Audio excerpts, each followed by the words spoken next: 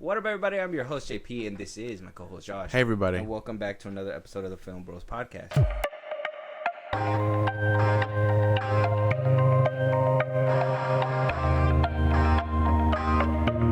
All right, Josh. So, as we speak right now, Disney is showcasing their new movies. Toy Story 5. They're showing a new character with Conan O'Brien. There's kind of like a poop calculator or something. What? Yeah. We're getting an Ice Age 6. There's so much happening, but I think that's all gonna have to be saved for the next episode. We do have obviously things to talk about here, but I just thought it was interesting that they decided to smack this right in the middle of our recording time where we can't pull it up. I mean, I don't want to sit and wait. And what if they pull out the chairs?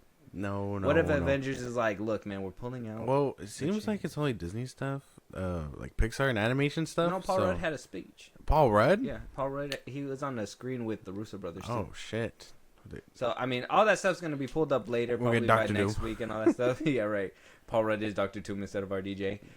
We got a little bit of clarification with some of the rumors that are happening, swirling RDJ and Ryan Reynolds. Not from them, but from other sources. Everybody and stuff else. Like that. We got a lot to talk about, but yeah, I really wanted to talk about that Disney stuff. I was hoping they were gonna be done. No.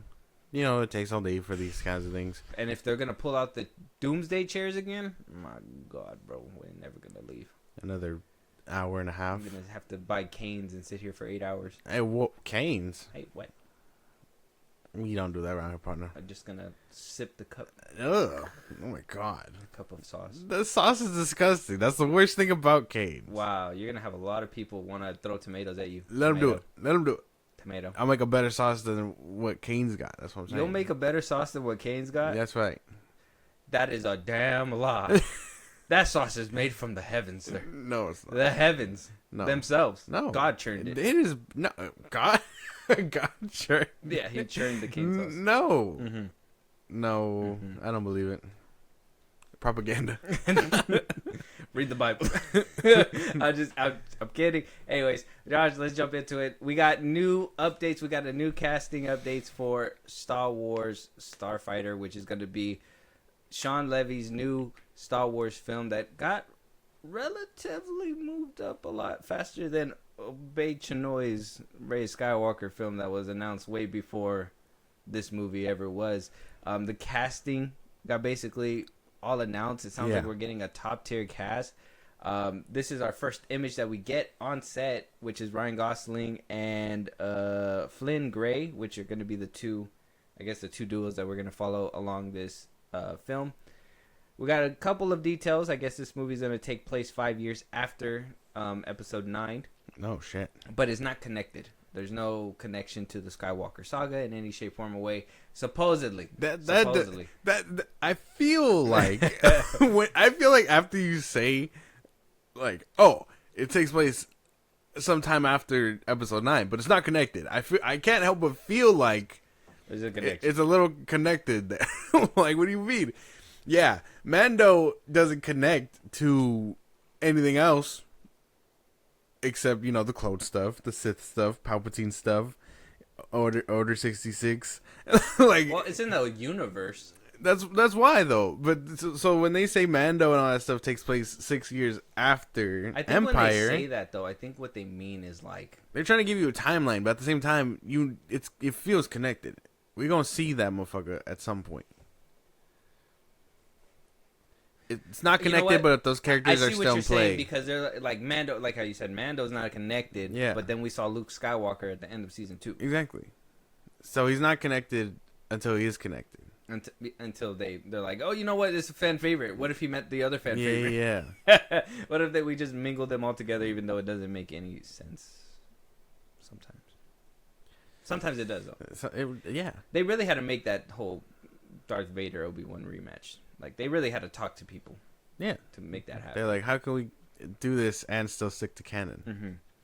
Mm-hmm. I mean, like I said, Sean Levy is going to be doing this. I just like the cast. I really love all the casting announcements that happened. We have Amy Adams, who's going to be starring in this film. Ryan Gosling, like I said. Mia Goth. Interesting. Matt Smith, he's supposed to be the villain in this film, which... Great. I mean... British people make great villains. Aaron Pierre, he just got off Green the set Lantern. of Lanterns. Yeah. Daniel Ings, Simon Bird, Flynn Gray, and Jamal Westman. The top 5, I would say, are like where I'm excited. Well, yeah, I mean, the whole cast seems pretty stacked, especially for a Star Wars movie, which is insane. Because usually you'd pick Maybe like lesser one known. Well, one known person, and then lesser known People. Mm-hmm. Because think about it. I mean, Episode 7 had a bunch of newcomers, and then Han Solo was tied to it.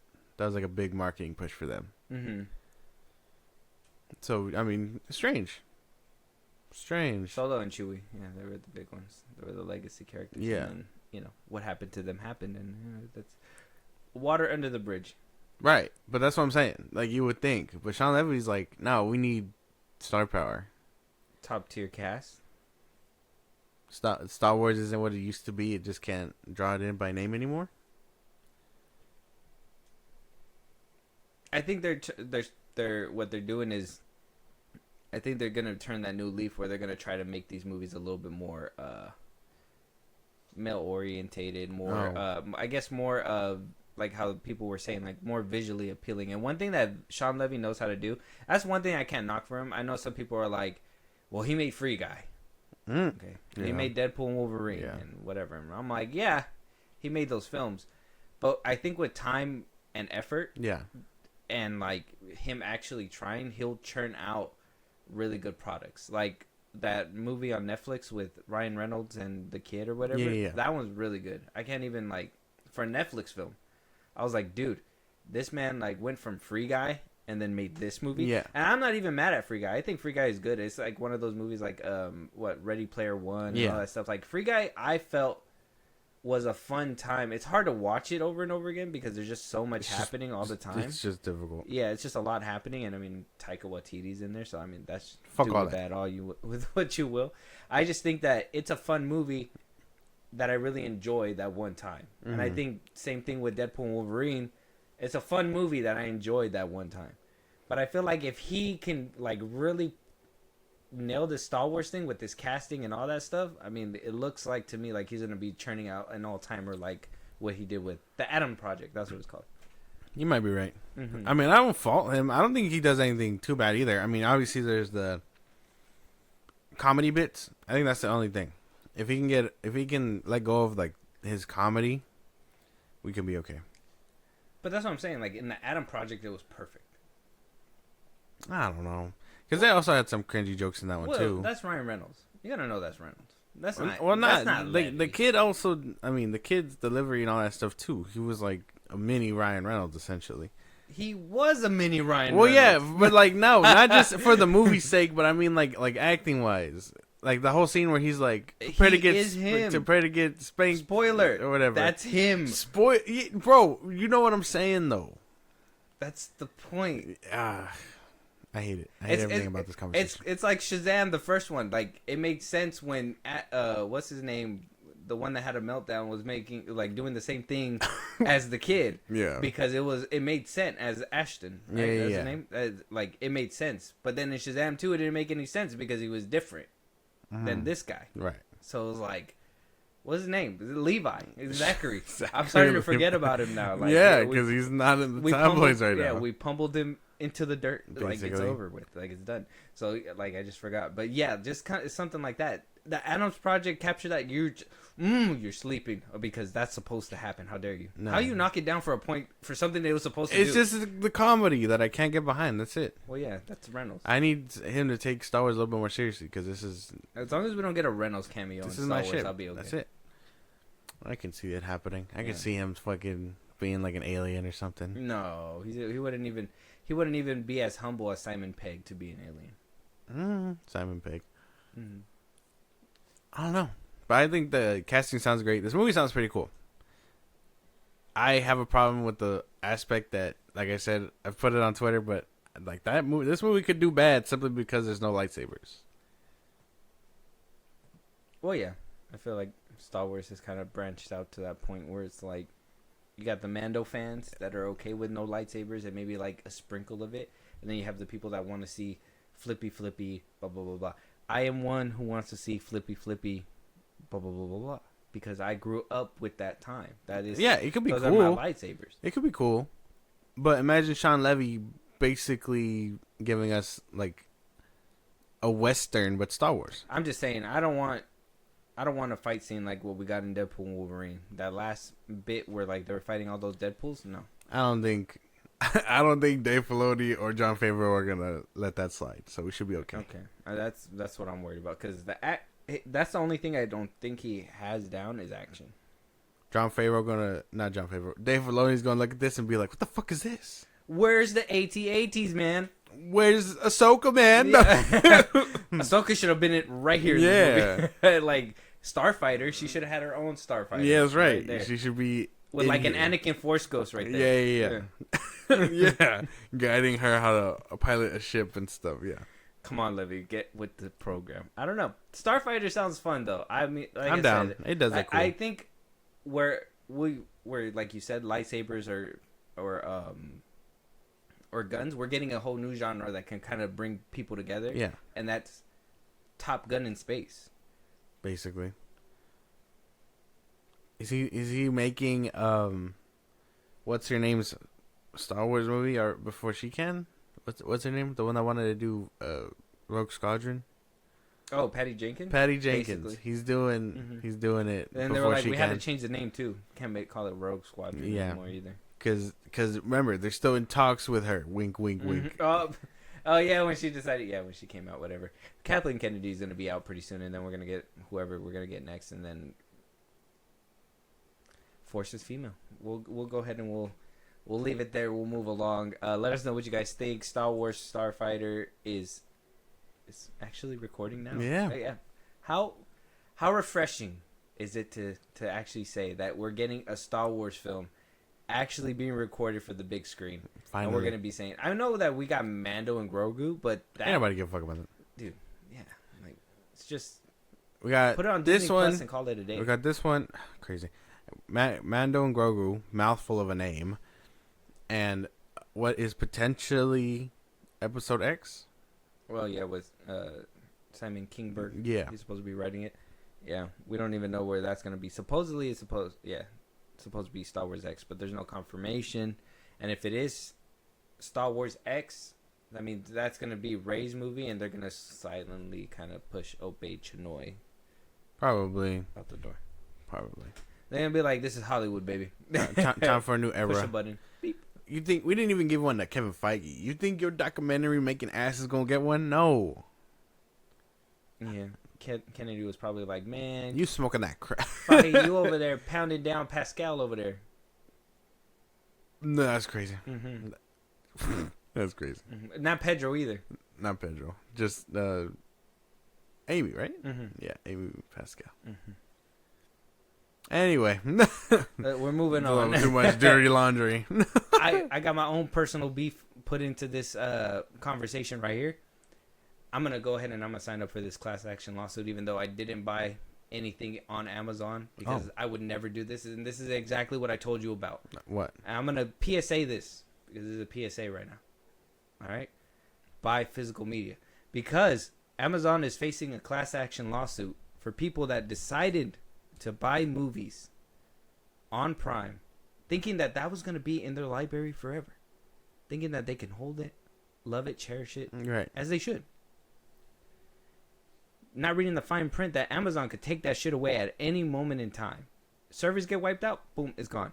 Apparently that's happened to a few people. Oh, fuck. People bought titles and lost it completely from their library. Had to rebuy it. They probably bought it years ago. Yeah. Had it sitting there. Go back to try to watch it. It's not there. It's not theirs. You got to pay for it. So a lot of consumers are like, we're buying this movie. Why isn't it ours? Apparently the fine print said at some date and time, it eventually goes back. Like I said, PSA, buy physical media. Stop buying this internet nonsense. Okay? Put your tinfoil hat on. Oh my god. And you take your ass to, not Best Buy anymore because they got rid of physical media. Get rid of them too. Go to Walmart. They got a whole section. Oh my god. With your tinfoil hat. Yeah. get some physical media and be like, they'll never take it away. They're going to have to pry it from cold dead hands. A little fucked up. I mean, at that point, are they issuing a refund? That's why they're getting a lawsuit. Because they're not? They're not. All right, then. All's fair and whatnot. I mean, if they can take it, they should be able to issue a refund. I mean, yeah, eventually it's going to go back out of your library. But if that's the case, then it's just an over-glorified rental. They just basically give it to you. It's like rent a center. Eventually they come back to collect. Quietly, silently. Do they really? Rent a center? Yeah. If you don't pay your shit, they come back. I mean, you could hide all you want, but they're going to knock at your door. They can fight me for my furniture. But, no. If that's the case, then Amazon should be issuing refunds for that point. But, yeah, you're right. Actually, if I pay for it, like, full price, what's the point of that then? If I could just rent it for $20, it's always been rigged. Holy shit. Mm-hmm. It's always been rigged. Mm-hmm. You either rent it for $15 or you buy it for $20. Keep it in your library for a couple of years. Come back, watch it a few times, binge it, and then when you forget about it, we're taking that shit back. Right, and your $20. Mm-hmm. That's fucked up. Fuck you, Amazon. Bezos is like I'm gonna take this a back. thief in the night, bro. Right? He's a reverse Robin Hood. Right. Just imagine, man. Just imagine. I sit down, pop on Prime, bro. I just want to watch Battleship. Right. Yeah. Right? Yeah. I mean, no one would ever do that, but yeah. Yeah. I just want to watch Battleship. Right. I bought that shit years ago. Okay. Go on there. You're right. It says I gotta buy it again for $3.99. Well, what do I do there? You don't watch Battleship. You get out the app. You touch grass, I guess. I don't know. I'm clearly gonna watch Battleship. Okay, that $3.99 is not gonna stop me. But I'm gonna be very upset. This is the fifth time I've had to rebuy this movie. I've bought it on Amazon, Netflix. I got the Steelbook. The Steelbook Plus. Shit's fucked. And the Steelbook has a Steel. Mm-hmm. It came with a Battleship game. I don't even touch that. Yeah, no. It's collector's edition. Just collects. It has Rihanna's face on it. I'm just saying. PSA: buy physical media. Stop buying online. Yeah, buy physical media. If you guys are doing streaming, that's okay too. But eventually, that's gonna go away, and everything's gonna revert back to cable. And then you're not gonna have streaming like that. You're gonna have to rebuy all this stuff again. It's gonna go crazy. I'm telling you. And then physical media is gonna become a thing again. They did. I mean, they also say that with like video games and stuff. What? Like if you buy it on the digitally, they can take it back whenever. Yeah, but they have to issue refunds. Yeah. And that's what happened with Anthem. Yeah. You remember Anthem I remember 2018? Yeah. Dude. That thing didn't even download for me. That's the thing. It was fun. It was free. It was fun for like flying, and that's it. Oh. But now we got Helldivers, so who cares? And we got Fortnite with Helldivers. Right. So who cares? What do we do? Helldivers times 2. Bro made a obsolete game and didn't even know it. I gotta ask you, do you buy these movies online? No. No, and if I do, I rent it just to watch it, and then boom, it's gone within 24 hours.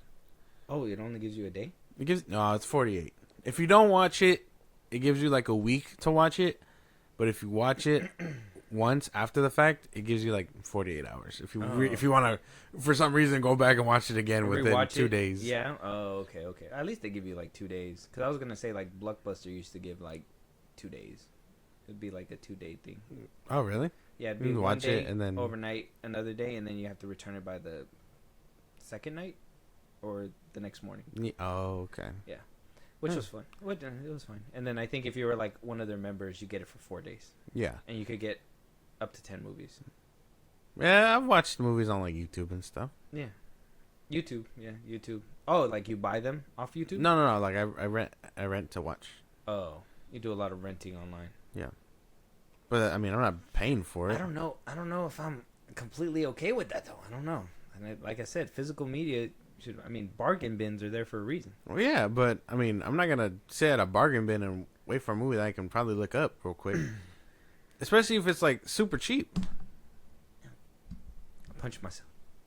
Especially if it's like really cheap. Like we watched Unfriended the other day, and it was like $3. That ain't too bad. To rent it. I know, because a lot of the times, and I mean, you see my shelf. I got a lot of collection, but like for me, it was always like, you know, you go to the thing, you go to the bargain bin, and a lot of the times in that bargain bin is a lot of the movies that you find on Tubi, on Netflix, the low stuff that a lot of people like skip out on. That's how I found that the So Far Below, Above Below, the one that you watched the other day. I found that one in a bargain bin too. I found that one at Big Lots for like $4. Big Lots. Yeah, dude. Oh my god. A Blu-ray. Yeah. Yeah, I find them everywhere. I'm just looking. Yeah. Big Lots is shut down though. Oh yeah. The one near us is Yeah, I couldn't save it. I tried with the movies. I couldn't take my save money. Take it. Right. Stay in business. Right. Give me the whole stack. Like just give it to me. But they didn't want to do that. But yeah. Physical media is always the right way to go. Just buy physical stuff. I mean, I could give you the whole rental thing, but at the same time, I mean, rent it within. What if you rent it? You love the movie. What do you do? You just gotta watch it. No, you gotta go buy it. If you love it, you set it free. You gotta go buy it at that point. You gotta go buy it physically. I can accommodate for that. So you do a double buy, a double dip, no. Basically. I mean, if you watch it and if you rent it for $4 or whatever, like I'm saying, it has to be cheap. It has to be relatively cheap. I'm not spending $15 to rent a movie. Okay, so you're not renting like new movies. No. You're doing like older movies. Yes, where it's like $4 or $5, $3 at most. Like rent it for the day and then it's gone, whatever. But I ain't buying. You ain't gonna get me like that. I ain't gonna get you. You ain't gonna see me on Apple. You ain't gonna see me on Amazon. It's all a scam. 25 to buy and 20 to rent. Get the fuck out of my face. Okay. Are these movies though that you're renting? Are they movies that you've seen before, and you know that you like them, but you just don't have them? No. You're just rewatching them. No. Okay. No, they're usually like new movies that you just haven't seen. That are old. Yeah. Okay. I ain't doing that. That's crazy. You passing the vibe check, I but buy, barely. I buy. No, I buy movies. I buy movies that I know I like. That's the thing. Like I know you buy them, and your collection is bigger, obviously. Yeah, dude. But I buy movies that I know I like. So when I bought Across the Spider-Verse, it's because I like that movie. Oh, I get you. So like you're not like me, where I'll buy a movie because I've seen it or I want to watch it or whatever, and then gamble whether I'm gonna watch it ever again or not. Yeah. Like you have to know that you like it to buy it. Okay. Like when I bought the Fast and Furious saga, it's because I like those movies. Yeah. Okay. I get that. That makes sense too, because then at least then you're buying things that you like and all that shit. Yeah. But yeah, because then otherwise I get copies of Crawl and Fight or Flight. Right. And I mean, this is crazy because Amazon is one of those ones where you already get free stuff if you have Prime, but like if you're buying a movie off of them, you should be able to own it. And this isn't like Netflix where like you pay a subscription, you get all the catalog, and then all Netflix does is, hey, this movie that you like, it's going away. We're going to replace it with something else. And I mean, you're not paying for that specific movie, you're paying for the whole catalog. At that point, you watch the movie. Yeah. Before it leaves, and then something else takes its spot. And it's like, I'll see it again at some point. Yeah, you'll see it in a different streaming service. Exactly. Yeah. Okay.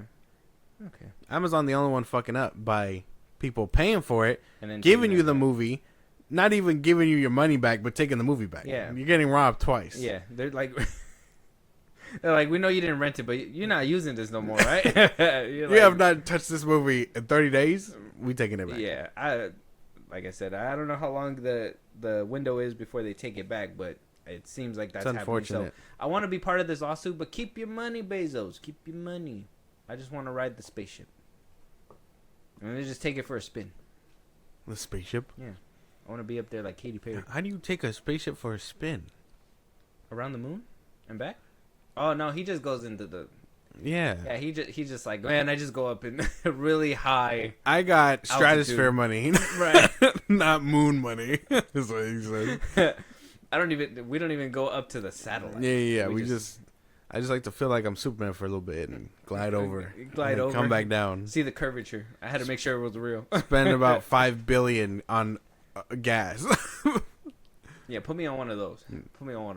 And then I'll be okay. Yeah. Let us know what you guys think. Like I said, physical media. Buy physical media. Physical media. Always. And if you say we're in the future, old man, why are we getting physical media? because you get robbed just like that. Exactly. I ain't getting robbed. Basil ain't coming up in here. He ain't gonna take my shit. I wish he would.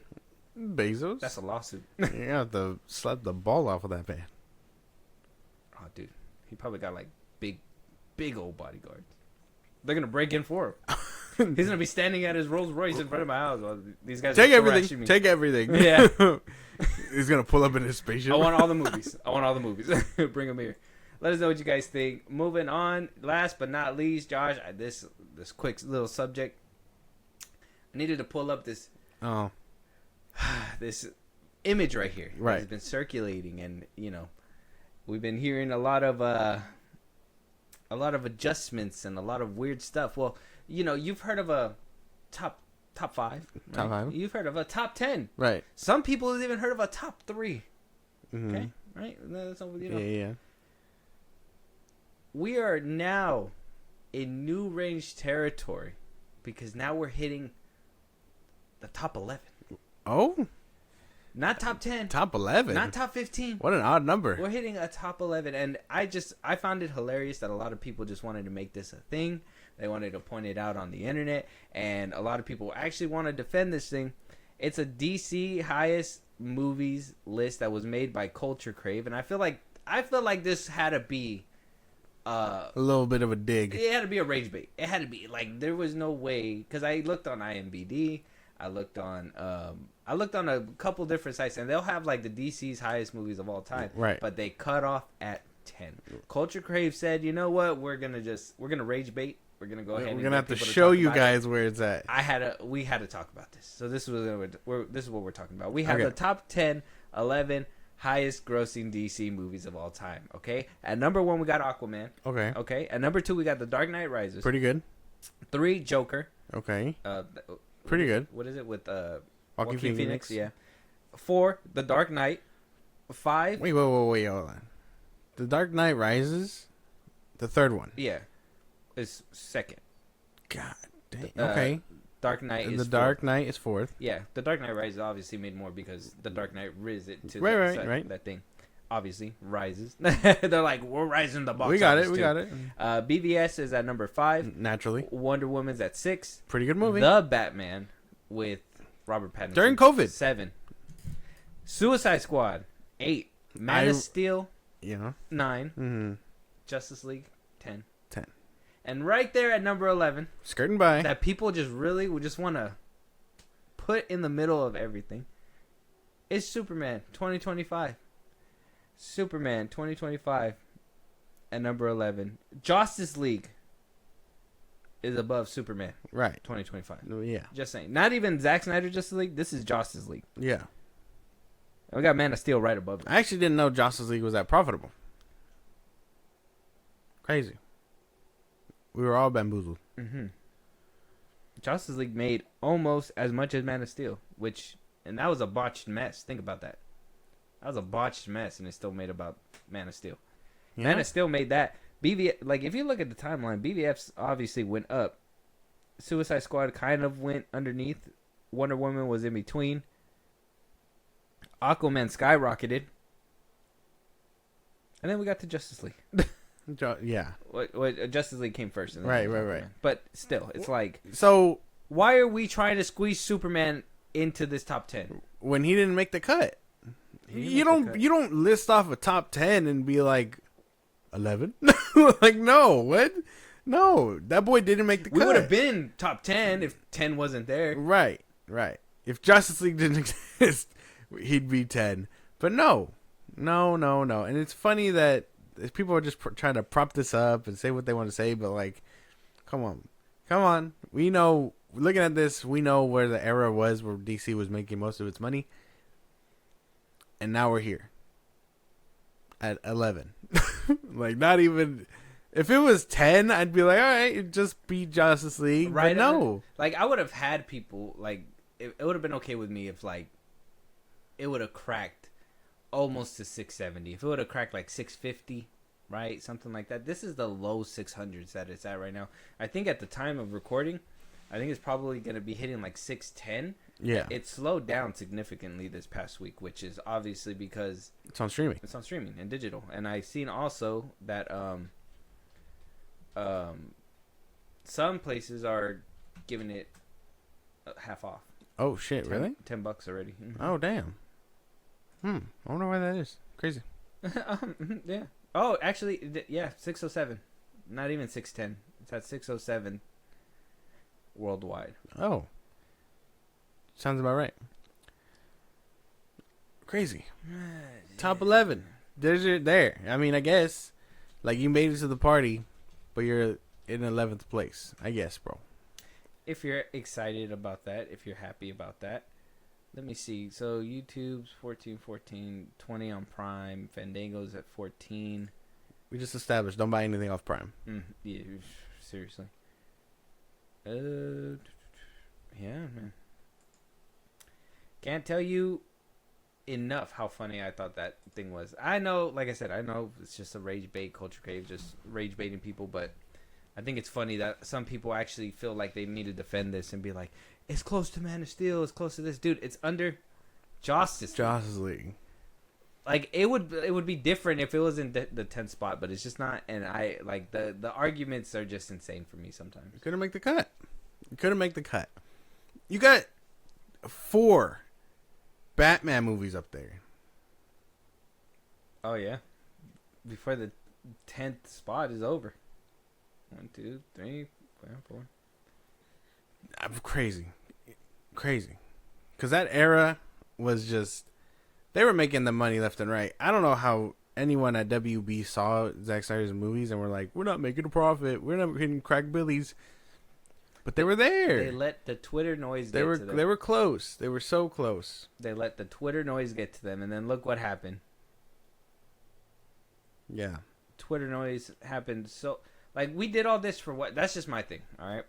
At the end of all this, like, you can make a top 10, 11 list for, like, a rage bait. You can say, oh, it almost made Man of Steel money. You could say, oh, that, you know, it's building the DC brand. It's doing this, it's doing that. Dude, we went through everything from 2016 to 2025. We went through all that. We're going through a Peacemaker retcon. Right now. Everything. All things considered. And Superman couldn't even crack 10. The movie that they were trying to replace. Right. So at that point, what's the point of a reboot? You couldn't even beat the movie you were trying to replace. And people on Twitter are still talking about the movie that they're trying to replace. You look at, like, for the first week when it came out on digital, you seen the Superman stuff all over the place. After, like, a week, the second week rolled over, a lot of people started nitpicking the motherfucker. Now we're at the point where people are starting to revisit it and be like, this is actually not as good as people thought it was. It's not good. Point blank, period. Whoever said that it was good, they just trying to get in a James Gunn movie. And if that's what you really want to do, I'm sorry. If you haven't seen Peacemaker season 1, episode 1, season 2, episode 1, this man sewed a bunny coochie on a costume. Yeah, that was gross. And had an orgy in the first episode. Right. I'm scared to even watch the second one. I'm right here, like, I want to watch DC stuff. And this is our DC. Can't do that. And our DC can't even, like I said, replace what it was trying to. You know what the crazy thing is, too? People were like, James Gunn is the greatest comic book movie director of time, whatever. But, like, all those movies, right, that are in the 10 were people that dabbled in it, did something great, and then left. If you really, like, think about it. David Ayer hasn't made a DC movie since Suicide Squad. Man of Steel, Zack Snyder gave Man of Steel, BVS, and he helped with Wonder Woman. And then he dipped, unfortunately. Or they kicked him out, but he left, essentially. Todd Phillips gave us Joker, and then dipped. Joker 2, if you count it. It was fine. The Nolan trilogy. He gave the big middle finger to everybody. The Nolan trilogy, and then left to do the Odyssey. Joss Whedon, granted, he left.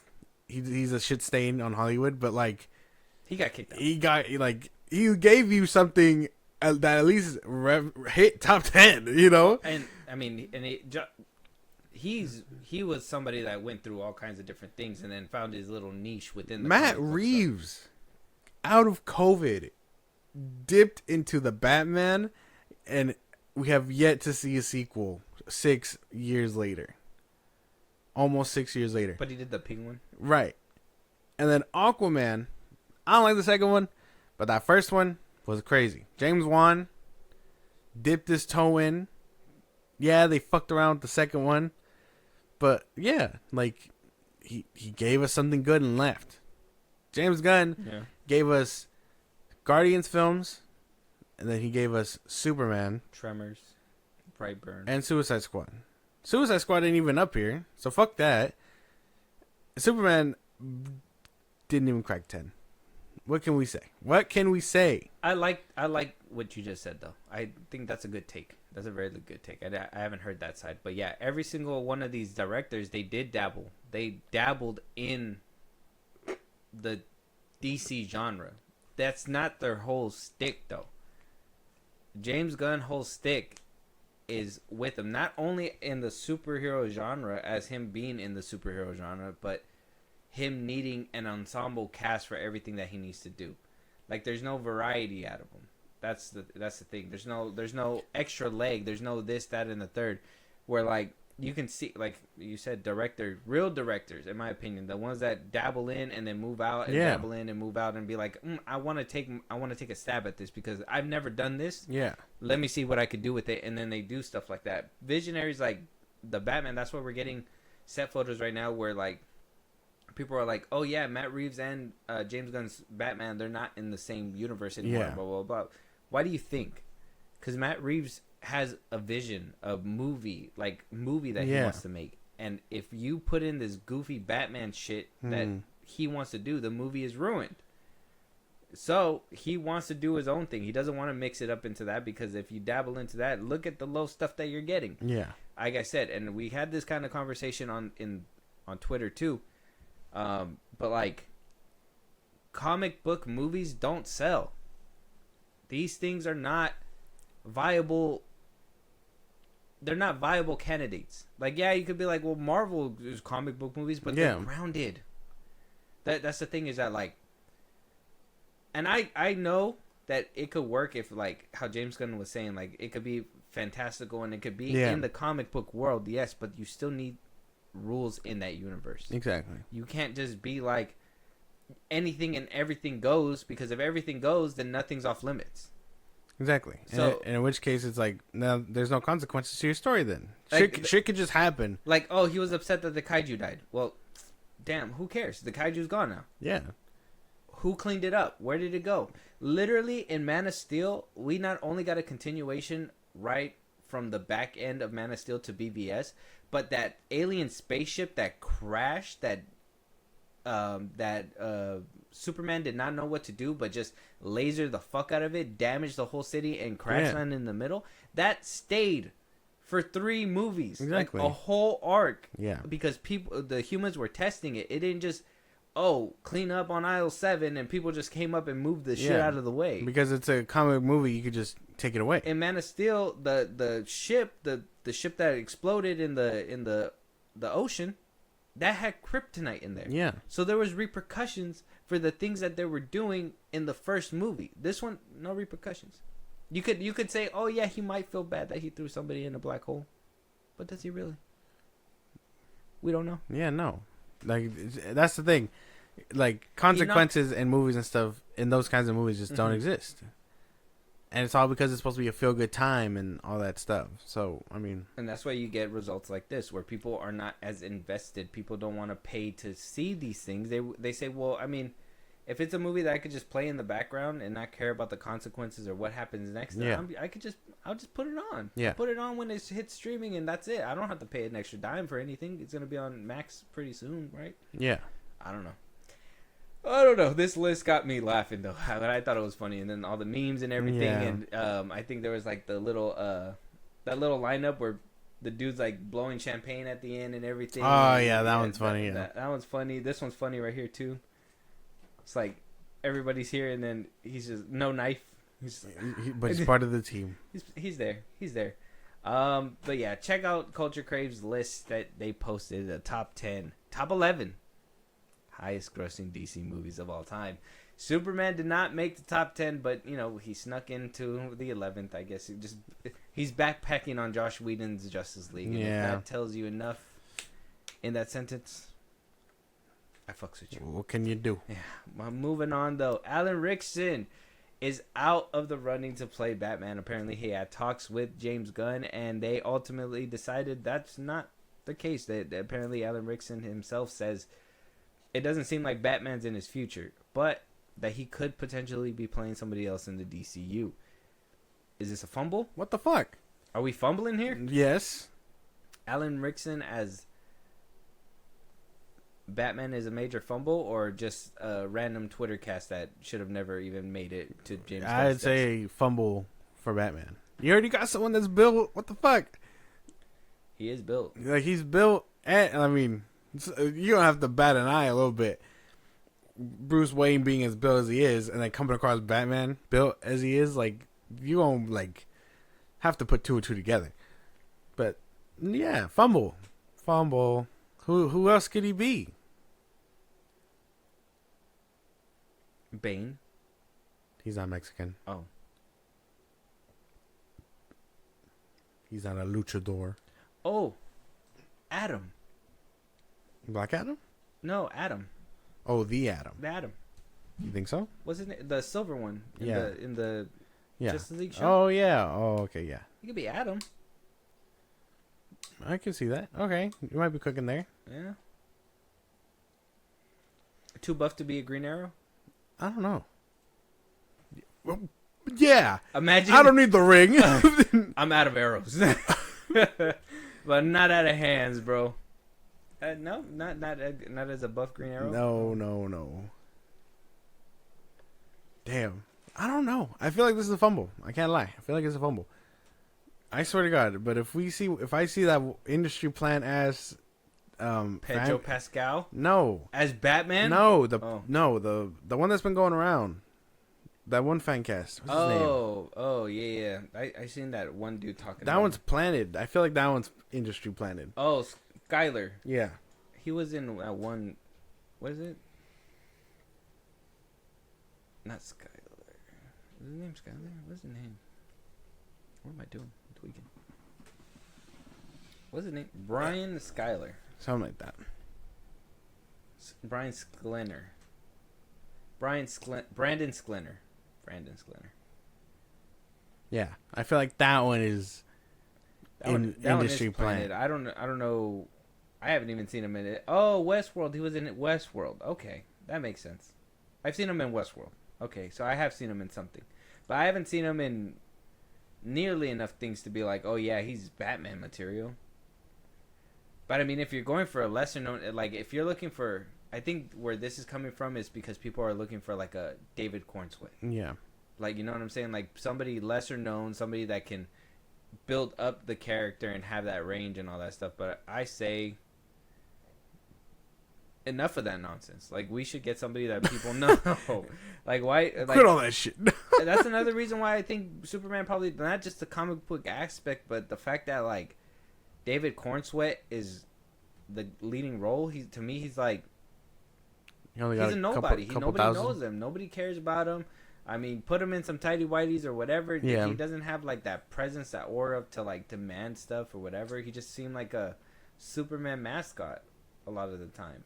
You know what I mean? I don't want a Batman mascot or somebody who doesn't feel like he's Batman, but just, acts like Adam West. Yeah. Yeah. I don't know. I still think Alan Ritchson would have been great. And I support Jake Gyllenhaal as Batman too. Jake Gyllenhaal, for sure. I think he's probably somebody. He was in 1923. Could have watched that show. I heard good things about it. Oh, yeah. He was in Drop. He was the dude in Drop. I remember now. He was the guy she was dating. Oh. Yeah. Industry plan as fan casting. I forgot he was in Drop. That movie was not that good though. I don't know, dude. I think it's a fumble. I think Alan Ritchson coming back as someone else could be cool, but he would have been a great Batman for sure. I think he probably just saw that he didn't have Bruce Wayne in him. That's probably it. James Gunn was like, you should have bargained. You should have fucking went for it. I think James Gunn probably has his mind set up on somebody. Like I said, I think it's a money thing more than a acting thing. I think it's more of he wants people that can start off small, cheap,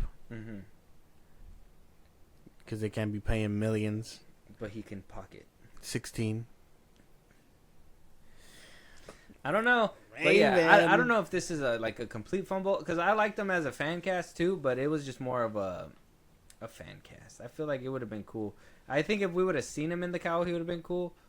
But as somebody with range, I don't feel like Alan Ritchson has shown that he has that much range. I liked him in that, what is it, the Blue Mountain State show or whatever it was. But I mean, he was funny. He was like a frat boy funny dude, and yeah, he has that range to do comedy. I mean, everybody can do comedy with a good script, right? Yeah.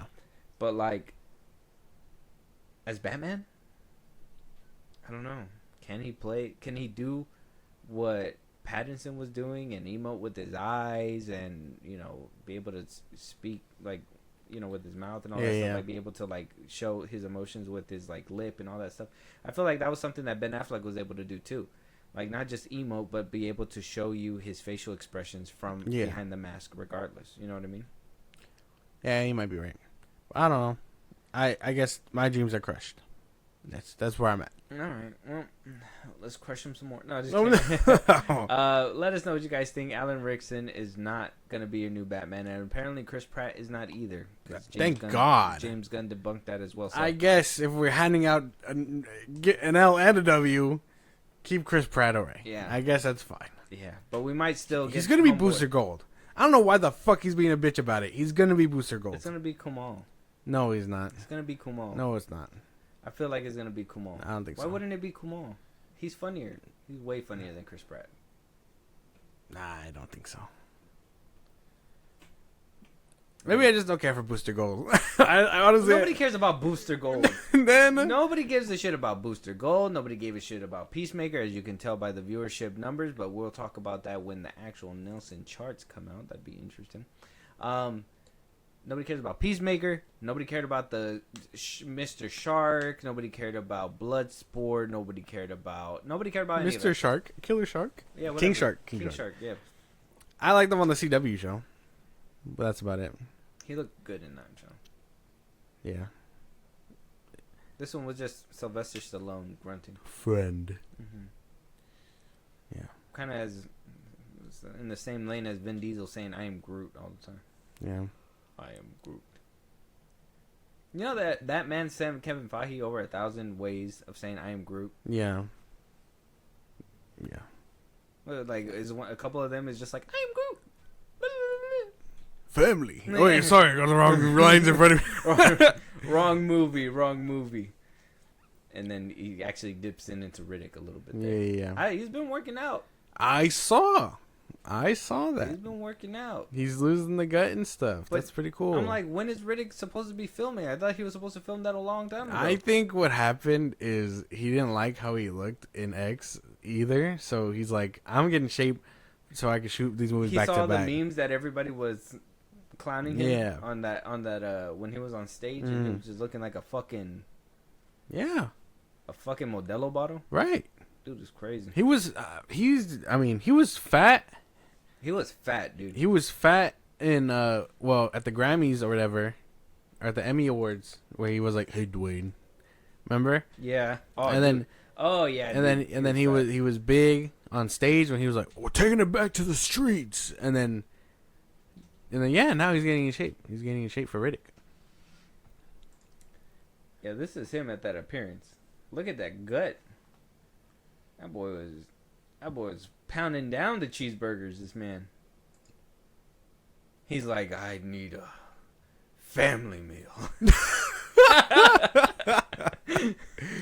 It's like, sir, where are your kids? Don't worry about that. I need the fucking family combo right now. They're always with me in my heart. Yeah. I'm eating for two. Me and Paul. Dude is him and Paul is crazy. Yeah, no, he is way too now he's getting into shape. I'm excited to see him in shape again, but yeah, I don't know. Interesting. Let us know what you guys think though. We're gonna be moving on. Josh, since you are such a fan of Wicked and everything that they're doing over there, you're just like super happy about it. What? Now we're getting Blake Shelton. All right, hear me out. Gwen Stefani. All right, and while Prime is going through their own struggles with the whole movie fiasco, on the other side of things, Prime is working with them to go ahead and produce a new Wizards of Oz take, a modern take for the modern audiences. Oh, there's gonna be singing, and there's gonna be a lot of there's gonna be a lot of modernization, and they say that they want Dorothy to become a symbol of strength that shows us that with a little kindness and a lot of grit, you can not only achieve things but also lift up those around us. I'm excited to bring the message to the world more than ever, says Patrick Moran, who is one of the executive producers, along with Gwen Stefani and Blake Shelton and Lee Metzer. Mm-hmm. So we're getting a modernized take of Wizard of Oz. Euphoria, but Wizard of Oz. Holy shit! Imagine that. Crazy. That's what it sounds like, anyway. Let me paint the picture. I want the line "addicted to crack." Oh my god! You said Euphoria. No. You said Euphoria. Right, they clearly do crack in that movie. My man, I can't help but feel like it's all gonna be a metaphor. Dorothy and the Tin Man are boning, 100%.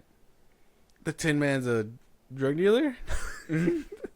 No, okay, no, look, because what is it? Is Dorothy the lead one, right?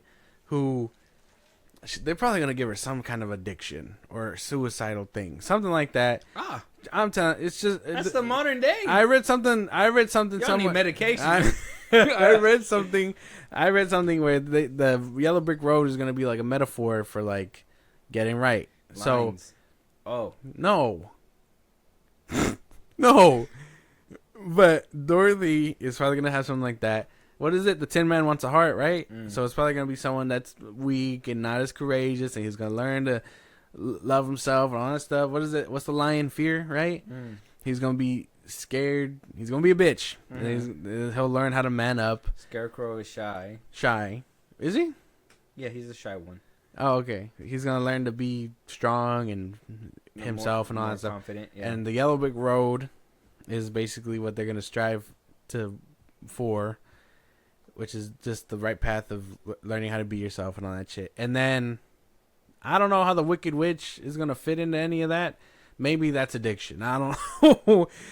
Maybe the monkeys are crack lines. I don't know. Someone get this monkey on my back. Like, no. I don't know what any of this means.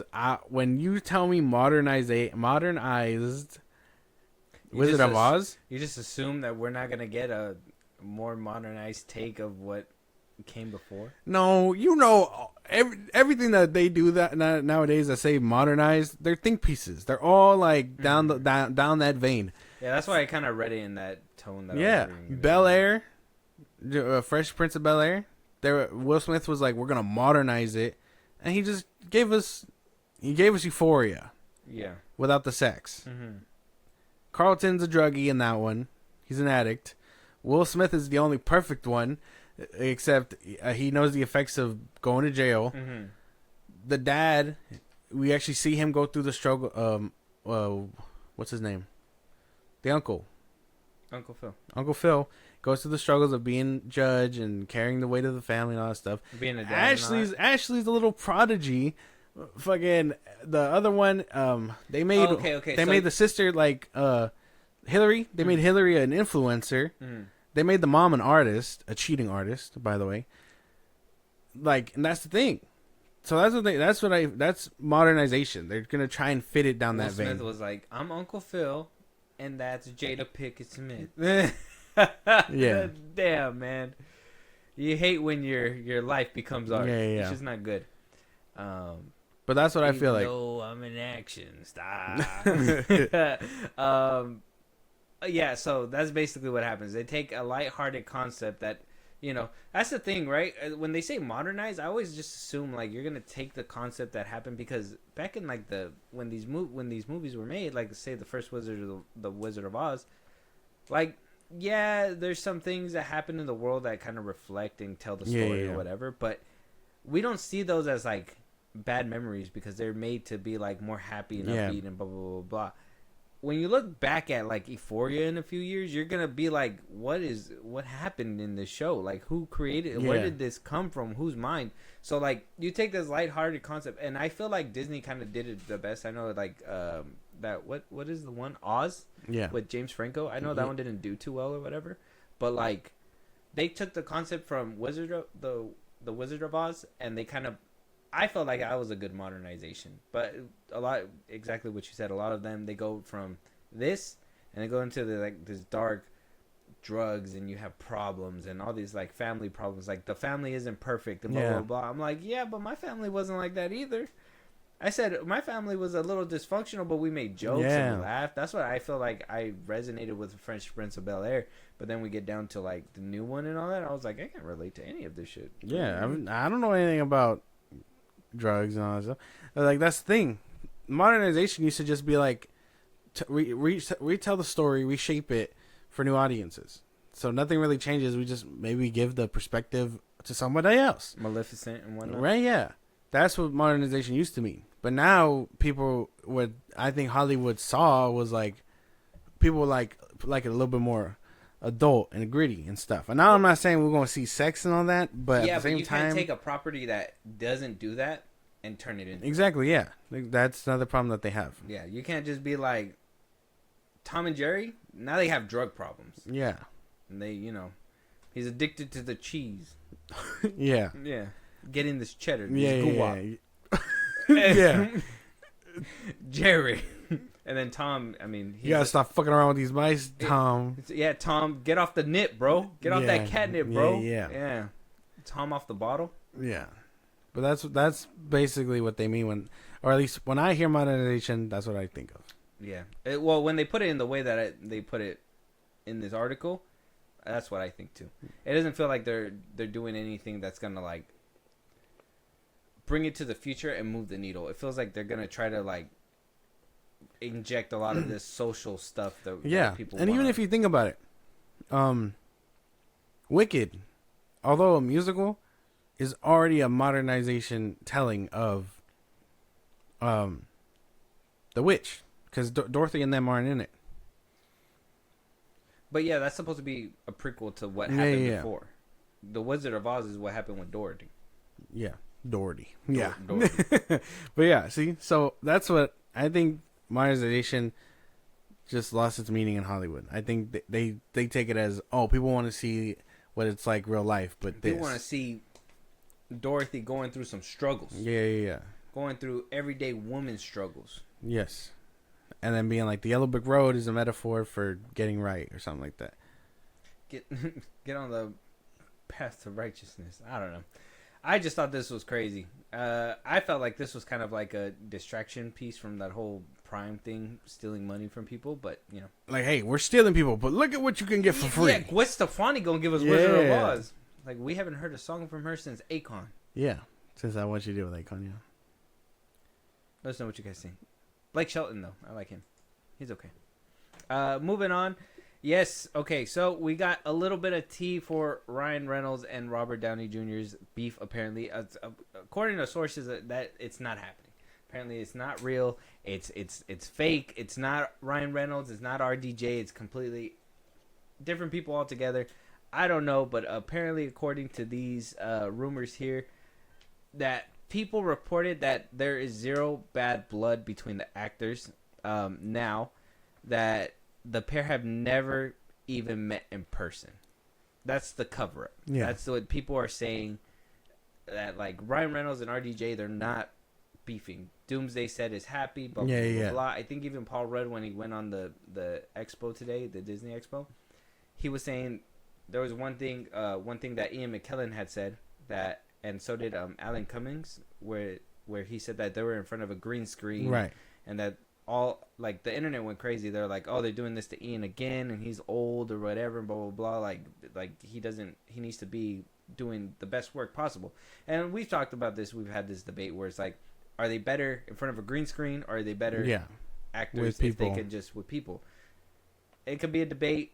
I kind of feel like you could be a little bit stronger if you can give a performance in front of a green screen. Right. I'm just saying. But that was kind of like a big old talking point. Now at the expo, Paul Rudd made it a point to be like, there's big sets and people are there and it's amazing and blah blah blah blah blah. Yeah. And we did see a couple of sets, and we seen the people that broke in, and there was like a big huge set that looked like a market. It looked kind of like the market in Black Panther, or was it Falcon and Winter Soldier? What do you mean?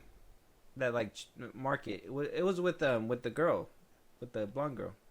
And Yeah. they were like, oh yeah, she's totally not a bad guy. Oh She's a yeah. bad guy. Then Yeah. Falcon and Winter Soldier. Yeah, so this is what the news is turning out now. So it says here that even though Ryan Reynolds is not technically a part of the Marvel Cinematic Universe, apparently, I think that's where a lot of people are trying to find the loophole. That, you know, because Deadpool and RDJ, RDJ was in the MCU, and they're in an MCU movie, but then, you know, Ryan Reynolds is still getting that whole spat with Fahey and trying to get himself signed on and, you know, kind of promoting himself before he even has been. Right. There's so much happening on this Doomsday set that is just ridiculous, and I think some reports are getting crossed around and whatnot. There's too much rumors. So apparently, Ryan Reynolds allegedly made comments about Robert Downey Jr.'s wife, Susan Downey, on set, prompting Robert Downey to go after Ryan Reynolds' wife, Blake Lively. So they made comments about each other's wives. That apparently there wasn't a scuffle, but they got in each other's faces and they were pulled apart. A lot of other users on social media, and they're not verified accounts, so take all this with like a grain of salt if this is happening or not. Some people are saying that this is true and backing it up, saying that because RDJ had a prior beef with Scarlett Johansson. Apparently Ryan Reynolds and Scarlett Johansson, and also with Blake Lively, have had problems with ScarJo in the past as well. That kind of prompted all this to happen. Apparently, and I this is what I kind of pieced together. Ryan Reynolds was not supposed to be in this movie. Yeah. He was supposed to be in Secret Wars, but not Doomsday. I think that's why Feige was kind of like, well, why are you promoting it? You're not in this one. I think that's why there was talks to be put into it, but I think Reynolds is kind of, this is where like my speculation comes in. So like I said, grain of salt is Ryan Reynolds and Blake Lively have both had a history of being kind of like a strong arm within the behind the scenes when it comes down to like moving the film, kind of like what what Dwayne Johnson does. You know, he kind of his comes in and just sets up shop. Yeah, his production company kind of moves things the way it needs to be. Same thing with Ryan Reynolds. I think that his production company does the same thing. Him and Blake Lively kind of take control of things. So I think now that they're trying to move into this Doomsday set, and also we're trying to play nice, and I think he did try to play nice with RDJ. Made a couple jokes thinking that it was going to be lighthearted and fun. Yeah. RDJ did not take it so well. Right. And they got into the spat. Obviously, he's like, how's that thing going with Jonathan Baldoni? Yeah, right. That they settled. And Ryan Reynolds decided to, you know, get on his high horse and do whatever he decided to do too. So that's just kind of where like my speculation comes in. So it sounds like some of this can be true. I just don't know what it is. And they even said they reached out and nobody wants to be nobody wants to speak up about it when it comes down to anybody on set. So all these rumors are from third party, fourth party, but it does seem to look like, you know, a lot of people are saying it's not RDJ and Ryan Reynolds, but it seems like fingers are pointing to possibly them. It sounds about right. I mean, if one is on his high horse and the ego and stuff, the other one is just gonna prop himself up. I think they're both. Right, we talked about RDJ being kind of like a diva on the set, family, doing reshoots, saying that he thinks he should do the scenes as reshoots, but then it's like, well, no, we got to do it in person, so he reshoots it again. He's kind, you know, he's been he is the alumni. He's the guy that is kind of bringing it all together. Marvel came to him Yeah. because the MCU is doing so bad. Yeah. So he has every right to be like, bring me my coffee. And Yeah. fucking, I don't do this often, but because y'all are paying, I want you to steam dry my underwear. Like, that's what RDJ's doing. Yeah. Like, that's literally like where he's at. So Ryan Reynolds coming into a set that he probably is not even supposed to be there anyways, Yeah. saying things, and Diva Downey is already on his shit. Yeah. They're gonna collide, and then he's gonna have to stand up and be like, "Well, what the fuck? What are you doing? You're not gonna talk to me like that." And they're gonna collide, and I think that's probably what happened. Probably. I mean, that sounds likely. I don't think it can be anybody else. These two are the only ones with big enough like egos to where it'll just step on each other's toes. I think they're the only two like mega stars in that roster. Like the rest of everybody else is like Just following actors. along. Yeah, everybody else are just like around, but like those two are like the heavy hitters. Right. Those are the biggest ones there. I would think. Deadpool and Iron Man. I mean, unless Or you count Brie Larson. Doctor Doom. Don't do that. No, that's Don't do that. Just asking. Don't do that. Do you count Brie Larson? I don't. Nobody does. Nobody does. I'm just saying. But I She don't could know. totally be in the mix if you think about it. They could How the possibly fuck- be her. This is a woman's job, she said out loud. Shut up, they both said. Yeah, what did Ryan Reynolds say? You couldn't lick my cinnamon ring clean. Yeah. Yeah. I don't know. I mean, That'll be reported to HR quick for sure. she's going to be like, what'd they say? They told me to shut up. They keep arguing. I tell them a woman could do it. Well, you're wrong. Shut up. No. But he's like, we can recast you. Yeah. We can recast you. Get Monica Rambeau on this bitch. I don't know. Do you have any theories Really- everything that we have? Like, you don't have any theories? You don't. think it's somebody else? I have no idea. I really feel like if everybody is shooting on a green screen, they're probably just finding... Okay, what I think happens on these sets is like, yeah, there's people and there's sets built and all that stuff for the ones that are going to be interacting. But if they're like, well, we don't really know how this is going to work out, but we need Ian McKellen in a big room, with the green screen so we can Photoshop him and edit him in whenever. The same thing's going to happen with Alex Cummings and all that stuff. So that's what I imagine happened.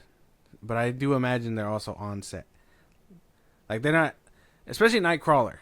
In this day and age, they're not going to paint him blue. They're going to CGI the fuck out of him. That's true, but they did paint him blue, though. Oh, did they? Mm-hmm. Oh, okay. But that's... So that's good. Yeah. But that's what I imagine happened. Everybody got the same, probably green background, all that stuff. So that way, as the story is being written and told, like, oh, we got to remember, Magneto's supposed to be here. So we can Photoshop Ian McKellen into here and all that stuff. That's what I imagine. As far as the beef goes, it sounds about right. It sounds like RDJ and Ryan Reynolds. Ryan Reynolds is going to come in, try and be like, well, I'm a moneymaker. I made a Billy. It took me 3 movies to make a Billy. And he can literally look at RDJ and be like, those Iron Man movies didn't even make Billy. Had to get this shit off the ground. Exactly. Which he did. He had to, like, leak the video and all Exactly. that stuff. So those, I imagine, is probably those two. And if RDJ's being a bitch about it, it's a co-star. You just got to work with your co-stars. That's it. Apparently, we did talk about last time. Apparently, they did give them their space, so they're recording separately. If Kevin Feige actually signed up Ryan Reynolds, like I said, if he wasn't planned to be on and he's kind of strong arming to be in there, I don't imagine him to have a lot of scenes. I think it'll probably be RDJ ripping his shit apart. He's probably gonna end up being with all the X-Men and stuff. That's probably the best way to put it. Let us know what you guys think. Ryan Reynolds,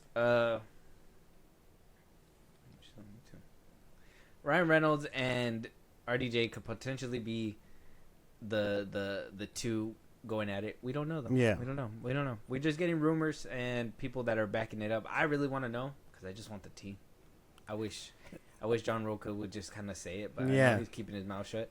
And I know he even said too, like a lot of people are just speculating and putting their 2 cents out there. And I mean, I want to do that too because I want to know. Right. I want to know who exactly. It is. Why can't you just come out and say it, bro? Right. Let us know what you guys think, though. Moving on, though, James Wan. Apparently, he's not taking this reboot lightly. He's taking the circuit. He's not directing the new. I think this is where this article got it wrong. But he's not directing the new Conjuring film, but he is a producer. Yeah. He did create the Conjuring universe, or helped with creating the Conjuring universe. Saw has been acquired by Blumhouse, the comic monster. And they are looking to either reboot or maybe a silent reboot. There's rumors and rumblings. So first things first, we got to take into consideration that Saw X was supposed to be made, right? Yeah. Up until February of this year. Yeah. They sold the rights and got back. Yeah, they sold. They wound up buying the rights back.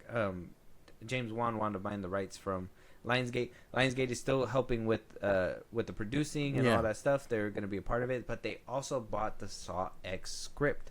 So that is also something that is put into this mix too. Oh, the Saw X script was also bought from Lionsgate to make sure that they can incorporate it if necessary, because there was that rumor a couple episodes ago saying that they don't know whether they want that full reboot or halfways it. Now we're getting reports that Saw X has been bought by them as well, the script. And we're getting this from James Wan himself, asking about any update when it comes down to the Saw franchise. And he says, oh no, this is the interviewer. The interviewer says, oh wait, sorry. 1, 2, 3. Wan says, any update, it's a bit early to talk about it, but needless to say, it's one that I am very excited about just because I really haven't had much to do with the franchise since the very early days. I guess it's challenging and exciting because I get to come back to the movie that started my career, the career for myself and Lion Whannell. I'm not taking this very lightly at all. I definitely want to find a way for the next movie to be respectful for what the fans love about the franchise, whilst finding a new audience for it. It's a 20-year-old franchise, and I do think finding a fresh start to some degree is important while still staying true to the world that we created. That doesn't sound like a complete reboot. No. That sounds like we are going to kind of do a patch job with James Wan helming the patch job. He's going to be retconning things. Yeah. If he's not doing a full reboot, he's probably going to be like, X happened, but which one does he die in? He dies in like 3, right? Yeah. Tobin dies in the 3rd. Right. So he'll probably be like 1, 2, X, 3, 4, 5, and 6 didn't happen. Damn, we're going to do a Halloween? We're pulling a Halloween with the Saw franchise? Probably. We're going to retcon some of them, so we're going to be able to watch them in various ways too. Yeah. Because that was one thing that I was very excited about with Halloween, like, because in those movies, I mean, depending on how you want, you can watch them in any timeline. You can watch them from 1 all the way to 5. Yeah. You can go 1, 2, and then go, The Return of Michael Myers, and then H2O. Or you can go ahead and go 1, 2, and then do the 2018 route. Yeah. And it's like, that's different timelines for different movies that are in the same, or supposed to be in the same universe. Yeah. Is Saw going that route? Probably. Oh my god. That's what I'm thinking. If he's not doing a full reboot, I want Chris Rock to have another Jigsaw. Right? Spiral. Sorry. Spiral. No, don't give him another Spiral. I don't know. I think if you look at X and immediately was like, we should reboot, no. Because X worked. X brought back like the revival for the franchise. I mean, I know I liked it. I would say it did good enough to do another one. The fact that we're taking so long is killing hype, for sure.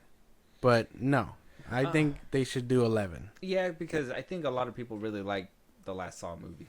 People, I mean, you liked it, right? For like, that one was your first theatrical experience when it came down to it. It was that really movie. good. I thought it was really good too. I thought it was a good way to kind of bring people together. Obviously, I have my reservations because I've seen the other ones, and I think the other ones did no wrong, right? Right.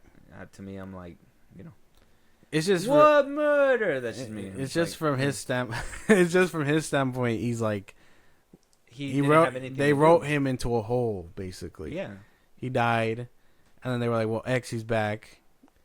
I kind of liked the whole like, oh, I mean, obviously you're like, well, how can he be so prepared and have people waiting Yeah. and waiting and waiting in the cut or whatever? But I'm like, I kind of like that aspect that, you know, it kind of kept going, like his work was never done.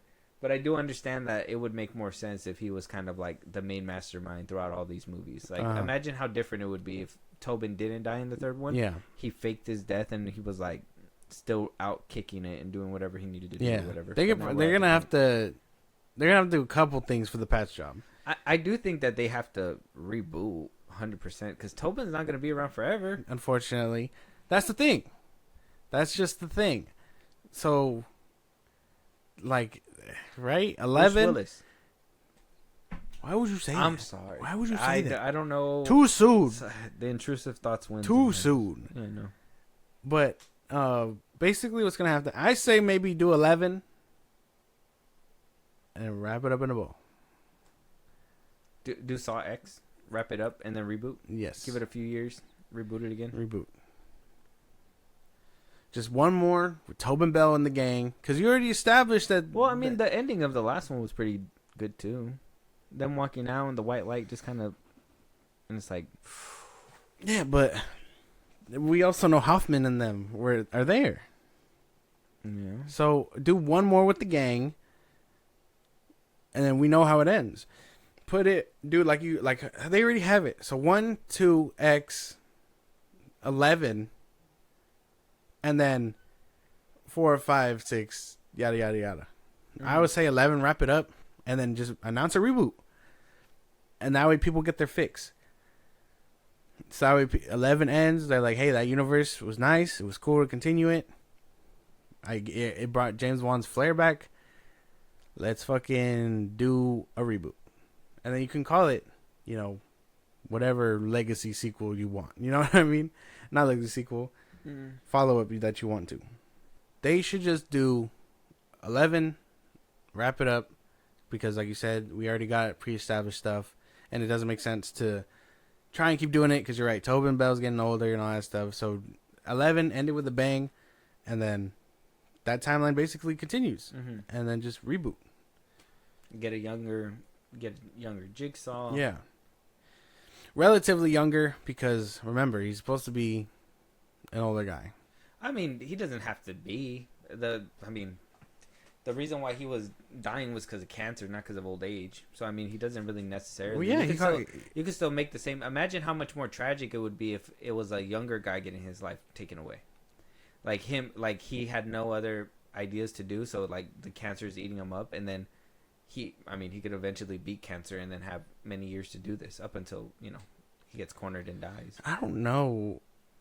Because, I mean, you have a point of going that route, but at the same time, it made sense that by the time, because basing it off what we know from the ones that we got, it took Jigsaw getting the treatment that he needed, his wife dying, being denied healthcare and all that stuff, seeing life the way it goes before becoming Jigsaw. Yeah. So I think that's why I think we have to have someone with a little bit that looks like they've had life experience to portray that. Okay, so like maybe somebody in their 30s or 40s. Right.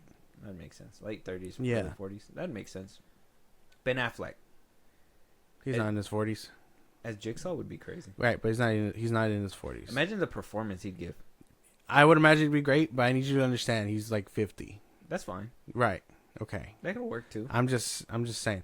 You could channel all that J-Lo anger into that. Yeah. Yeah. You're really gonna do this to me? It'll be like that. That'd be crazy. Yeah. No. Ben Affleck would be like top of the mountain, but like we got to be realistic, right? Who could play a Jigsaw? I don't know. All the people that we talked about last time were pretty old, and by the time they do a reboot, they'll be older. So.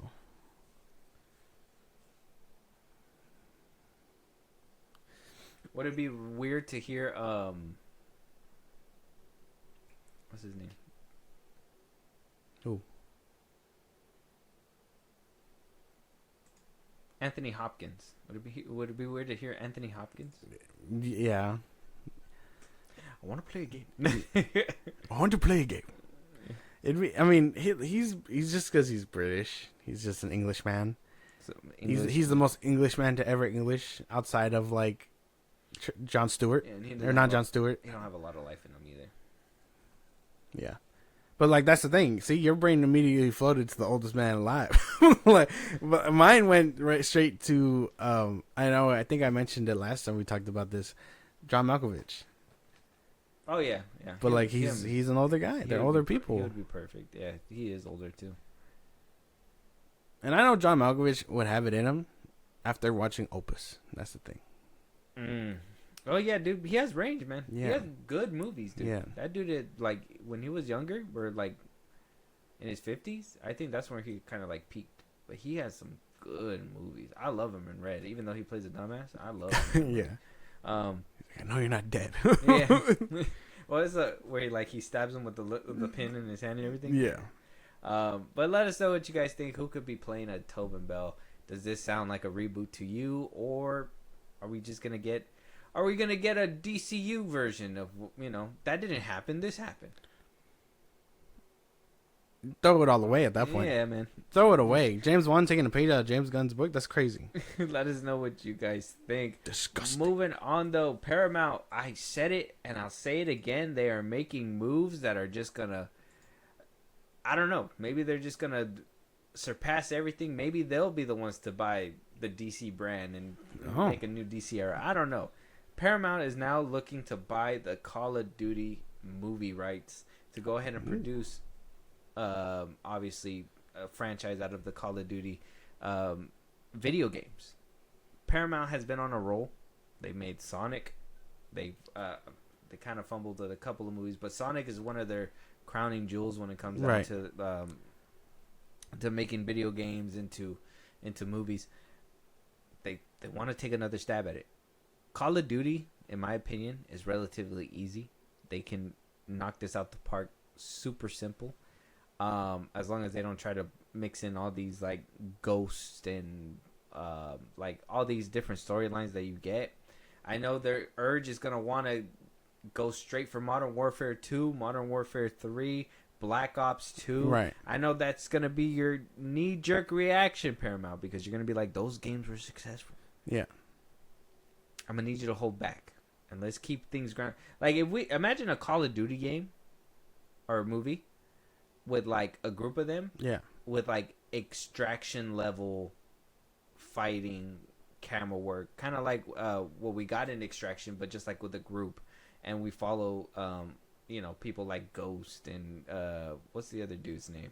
One of the big names. Oh, the British dude. What's his name?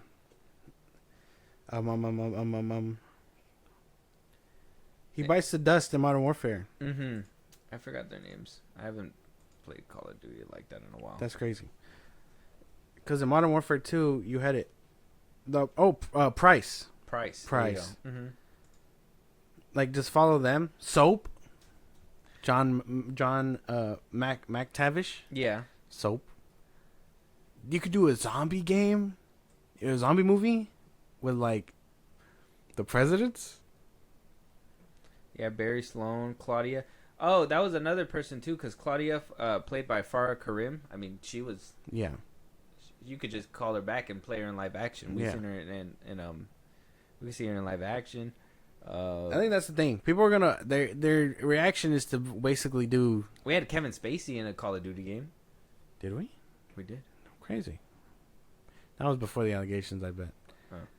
But like they're gonna want to do the big names. So Alex, Gary Oldman was in. They're gonna want to do Mason, Captain Price, Ghost, and Soap. There's no reason not to have like the popular ones there, with a couple of throwaways with names that you recognize, but can also bite the dust at any time because they're not that important. Because the moment Ghost and then bite the dust, franchise killer. No, because I mean, I think it could be good. That's what I'm saying. Like Call of Duty is such a relatively easy thing to do because all you got to do is give us like some grand storytelling with a ragtag team of like people, and you could go anywhere. Like I said, you could go from Call of Duty, Modern Warfare, and you could go down to World War. You could literally make a spin-off of Call of Duty World War where it's gonna get tricky and where they need to not do this so they don't bite themselves in the ass unless they're gonna take very, very careful work with this. Don't make it connected. Don't be like, oh, what happened in Call of Duty 2, Price's Revenge or whatever. We're gonna get a World War One film, and that World War One film is gonna connect to this one. Stay away. You know what I mean? Stay away from Modern Warfare. Not Modern Warfare, Advanced Warfare, and them. Like the most that we should probably get is probably like a reference to them with like a medallion hanging on the wall. Yeah. Like, oh yeah, these fools, they fought for us in World War One or whatever, blah blah blah, and it'd be like, oh, we seen them in that one movie. Yeah. Like that's the closest that we should get. We shouldn't be able to be like, oh yeah, we cryo free somebody from the World War One setting, and they came up in Modern Warfare, and now he needs to figure out how to do things in the modern world. Yeah. Yeah.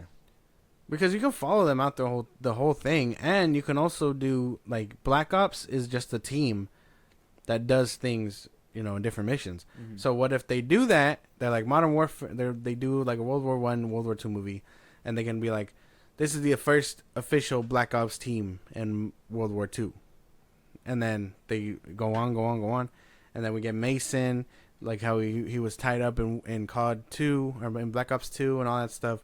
So it could be cool. I mean, I could see it happening. They just gotta be willing to take the risk.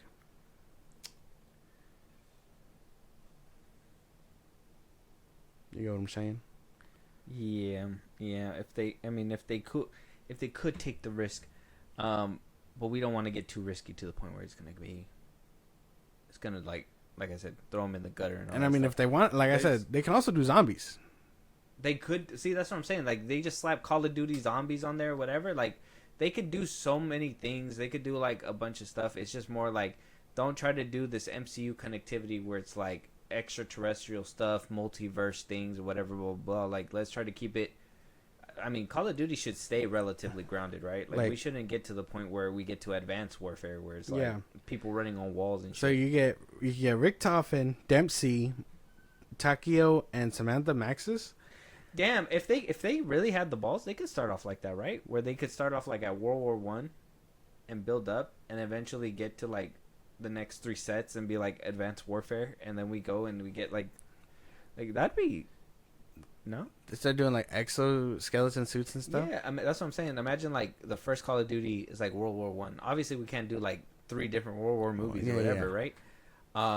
But like if there's certain spin-offs that you can branch off and make those on the side, but keep a main timeline of like just imagine different Call of Duty movies where like the warfare just gets a little bit more upped. The games essentially tell the story itself. You would just be adapting that to the film, and then you would have to add cool action scenes. You can't have that airport scene in a movie. Not in this day and age. No. Not in this day and age. That's not what I'm saying.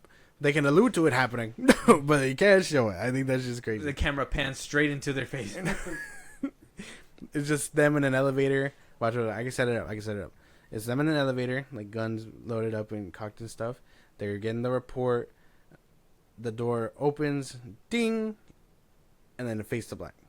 That way you get it, you don't see it, and we're cool. This is why we need like Chad Stahelski directing these movies though, because he would do the thing where like they get out of he'll one shot this shit where like they get out of the van, they're gonna be like suiting up, you're gonna hear the guns clicking, clacking, boom, whatever. You're gonna get the camera inside the elevator with these guys. The camera's gonna turn around their heads or whatever. They're gonna see the pan view of like everybody there. Everybody's gonna stand out there, line up. And you're just going to see the camera just pan right back around, turn around to them, and you're going to see them just dump clips at the camera. It's going to be like that. That would be something Stahelski would do. If they could. But yeah, Stahelski got to cook. I think him and is he the one that did John Wick? No, the one that did Extraction. He's Stahelski, I think. Yeah. You're thinking of John something. Sam Hargrave. I'm thinking about Sam. He did. Stahelski did John Wick. Yeah, I'm thinking of Sam Hargrave. He did. Sam Hargrave needs to make a Call of Duty film. Stahelski need to make a Call of Duty film. We need people with like talented camera work to make these movies like pop and flare. Matthew Vaughn would be good, but he has a certain style with his action that I don't feel like it would mix well with Call of Duty. Oh, you don't think so? Mm-mm. Okay. I mean, if you look at all his movies, look at Kick-Ass, look at what is it? The Kingsman movies, like all those action, like they're cool, but they wouldn't fit in a Call of Duty movie unless he can make it fit. But I don't know. Maybe, but I'm down. This sounds pretty like a decent idea. Call of Duty. Oh my goodness, I can't believe that we're gonna be getting like a bunch of video game adaptations. I think we're getting to that era where like Hollywood could do it right. If as long as they stick to the shit that they're supposed to. I'm still waiting to hear more about the Amazon show. They did a fat ass overhaul for God of War. Did you see that? They did a fat ass overhaul. We talked about and now we're just where we at? We're waiting Unfortunately, for things to move. it's crazy.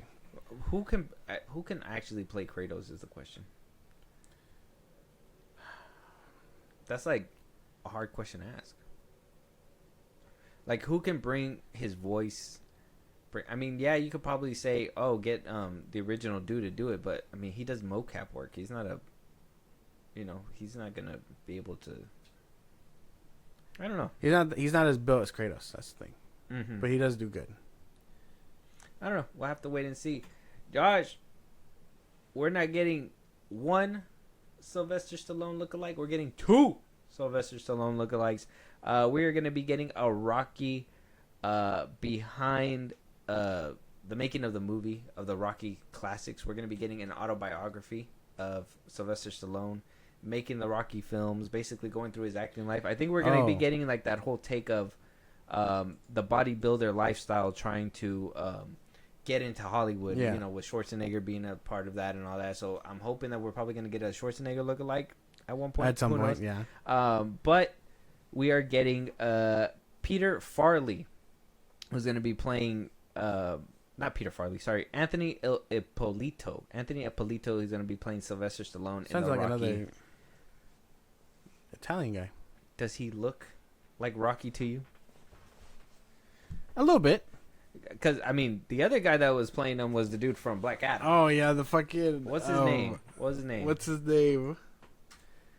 The Atom.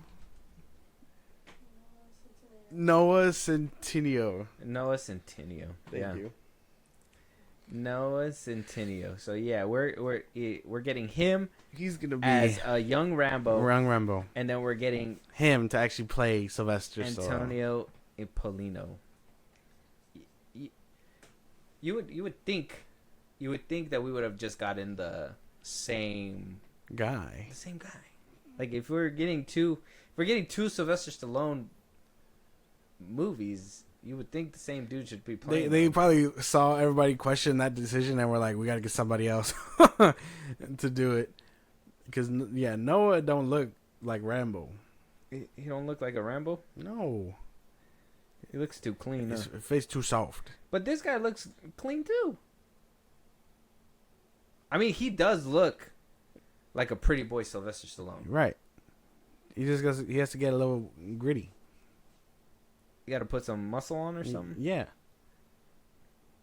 Dang, we won't get the story of him selling his dog and stuff. That's going to be sad. He portrayed Al Pacino in the Paramount Limited series The Offer. I haven't seen that. Have you seen that show? No. Can't say I have. I should watch it. He played Al Pacino. Oh. So, I mean, he's already had some kind of work where like he imitates. Yeah. All right, then, yeah. If that's what he's cool and down for, that's cool. Doesn't sound too bad. So, the battle of Sylvester Stallone movies, of him being young Sylvester Stallone movies, is going to be happening. Trying to recapture his youth. Are we excited for this? I'm excited for this one. And not the other one? No. I still stand by that the Rambo one doesn't make sense. And, I mean, if he looks cool, if it ends up being cool, cool. But I still believe that we didn't need it. The whole story about Rambo was different than what they're trying to show us. Okay. But this one, I actually liked Sly, the Netflix documentary that he did. So that could be cool. And this one, it sounds like they're going to be going into detail about what happened. Because remember, did you hear that story where he had to sell his dog to do the first Rocky. Yeah. And then eventually he made enough money to buy him back. But I didn't know he bought it back. yeah, he bought him back. But he sold it to do that. So we're probably gonna get deep stories like that, struggling against Arnold, also in the '90s. Because like I said, there was not a room for an action film that they were in where they didn't pass each other up. Mm-hmm. So we might get an Arnold lookalike. You're right. If they go that route, go into detail. That sounds pretty cool. I'm excited. It does sound exciting. I mean, like I said, I think he does look a lot better. Everything that you said, but plus couple that with actually like he does. Like if you look at him, they found somebody that looks like him. I think. Yeah. Why couldn't they find him sooner for the Rambo movie? They didn't look hard enough. Where was he hiding? Apparently, he's been in the offer. I kind of want to see that show now. If he played a young Al Pacino. Okay, not bad then. Yeah, let's check it out. I mean, at least we're not CGIing young people again. I mean, I think we're at a point where maybe we could do something like that, but I'm happy. I don't know. I like giving these kind of roles to younger actors. You know, kind of like what Han Solo's character did and all that. Yeah. I know like he's going through his own crisis and all that because of the movie or whatever, but like this is what people need. They need a chance to like imitate. That's why I kind of want to see that whole Al Pacino thing too, because I like when actors go in there and you could be like, oh yeah, that's why when you were saying that about the Adam Project, I'm like, boy, shut up. What you talking about? That was forever ago. What are you doing? Full circle moments all around here at the Film Bros Podcast. Let us know what you guys think, though. Check it out. Rocky is gonna be played by Antonio Impolino. Sounds good to me. Pretty good. I'm down. I'm down for a Rocky autobiography at this point. We need to know what happened back then and why. They better not shy away from this. I need to know why he did not get the rights that he wanted, that he's fighting so hard for today. I wonder why he didn't get them back then. I understand that he says that it was one of those things where it's like, obviously you're young, so you got to kind of take whatever they give you. He was desperate. But if there's something that a little bit more behind that, I hope they put it in there. I'm pretty sure, yeah. Yeah. Let us know what you guys think, though. Moving on, we got a few trailers to react to. Let's go. Right. Spooky season is upon us. All right. We got Bone Lake. What? Yeah. You don't know what that's about, and I'm not gonna tell you either. All right. We're just gonna watch. It sounds pretty self-explanatory. Yeah. Bone Lake. I forgot who's gonna be in this movie too, because they don't even have a description either, which kind of irritates me because I feel like there's good people in this one. Let me see. Bone Lake. Maddie Hassan, Alex Rowe. Oh no, it's gonna be a whole new cast. Wait, what? This is different. This is 2024. Is it a 2024 film? No, it's coming out on October 3rd. I guess we'll just check it out. Got to be a lesser known film. When Will saw this house on the app, he thought Bone Lake was a euphemism. Yeah, I thought it was called Bone Lake because it's a secluded place where people come to bone. Yeah, I thought that. Great minds. Male minds. Do you guys like to play games? Everywhere you go and everyone you meet is playing together. We have this house for the weekend. Seems like we also booked this house. It was supposed to be just us, and now we're with strangers. She's pretty. So is he. So are you. Think this is an opportunity to prove your love before the weekend is through. But if you leave now, there are things about us and each other that you're never gonna know. It seems like someone wanted all of us here. Love is kind of like a game of chess.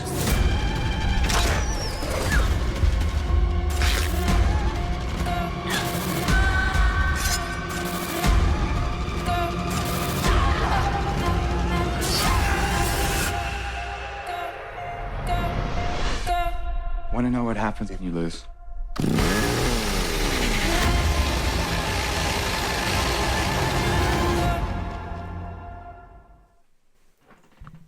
Not bad. Yeah, it's not the worst thing. It just gives me MTV movie vibes. Right. I don't know if you ever seen an MTV movie back in the day. Yeah. That's what it gives. I've seen it. Doesn't look too bad. It I just gotta avoid Night Swim vibes. That's it.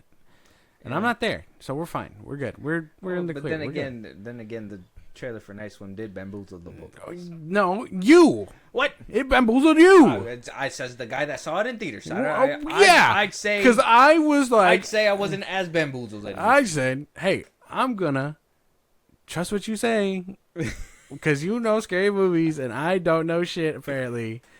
And what happened? It was ass. I'm never getting those $20 back. Dude, that shit was. Did you guys walk out midway? No. You said the whole thing? Yes. What? I can't tell you it's ass halfway through the movie. I gotta commit. I realized it was ass halfway through and just sat there. I knew it was ass halfway through when I seen a floating shit in the bottom of the pool. Yeah. Okay. Yeah. Bone Legs trailer is out right now. It looks good. Like I said, just very MTV movie vibes. But I think, I even enjoyed some of the MTV movies. So I think it's. It worth could a be watch. fine. It could be fine. Let us know what you guys think. Trailer's on YouTube right now. Let us know. Moving on, we got Play Dirty coming from Prime. This is a movie that's gonna go straight to streaming. So don't worry about buying it and a lawsuit and whatnot. Yay! We got Mark Wahlberg and Lakeith Stanfield. Mark Wahlberg. Yeah. Okay. The man who morphs roles into him. Apparently so. And Lakeith Stanfield, which if you know him, he's from he was in Get Out. He was the not the main one, but the other guy. Yeah. He was also Death Note. He was in Death Note. Okay. I loved him in Death Note. Right. I love Death Note. Right. Yeah. It's a good movie. You've never seen the. But I've seen the movie. Okay. The movie's good. So you don't have a range for anything. That's. What do you mean? The movie's good. Right. I'm just talking about the movie. But you haven't. I don't want your anime nonsense in my film. Right, but you haven't seen the anime, so you don't have a range of reference for what good is in that aspect.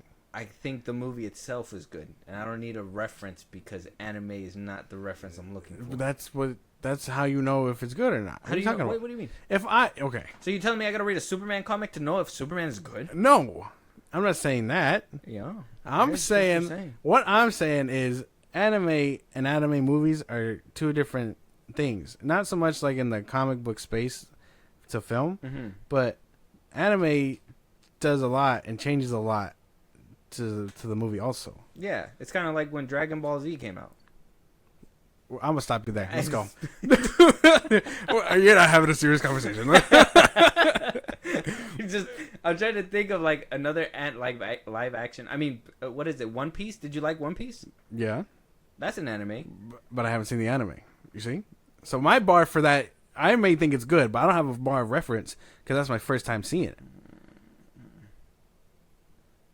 People, anime watchers and manga readers might look at the One Piece live action and be like, that was ass. But since I haven't seen it, it's pretty good. But there's not a lot of like live action anime stuff. Yeah, there is. There is? There's quite a bit, yeah. What do you mean? There's quite a bit, like, they Name look at... two. Fuck. Go on. What's that? Zombie 100, right? Zombie 100. Then we watched that movie. Alita Battle Angel. Alita Battle Angel is another one. That's a good one. I watched that one. Knights of the Zodiac, One Piece, Terraformers, Bleach. There's a live action Bleach. Yeah. See, they On adapted. Netflix? They adapted for live action stuff all the time. On Netflix. A lot of these are on Netflix. Netflix be doing this. Yeah. So is there actually a bar reference? Because otherwise you get Dragon Ball Evolution. There is a bar. That's what I'm saying. Well, that's what I'm saying. Well, like if you're saying that Netflix is the bar, I'm not saying that Netflix is the bar. Netflix is not a high bar. The bar. But most of their movies are on Netflix. They're from Netflix. The bar is the anime and the manga of which it's adapted. Yeah. I understand that. Right. Kind of like Cowboy and Bebop, right? Yes. That's another one. Mm-hmm. That one got canceled relatively quick. Yes. Because it was nothing like the anime. Because it was nothing like the anime. Right. And that's from an anime watcher perspective. If you saw both, you'd be like, well, one was better than the other. but we don't have a range of reference because we've only seen the live action. Yeah. So it can be good. Because the best way that I could put it is kind of like watching the fucking Asteroid City and all that stuff. Like, Yeah. I understand that, but what we're talking about is kind of because you're putting a different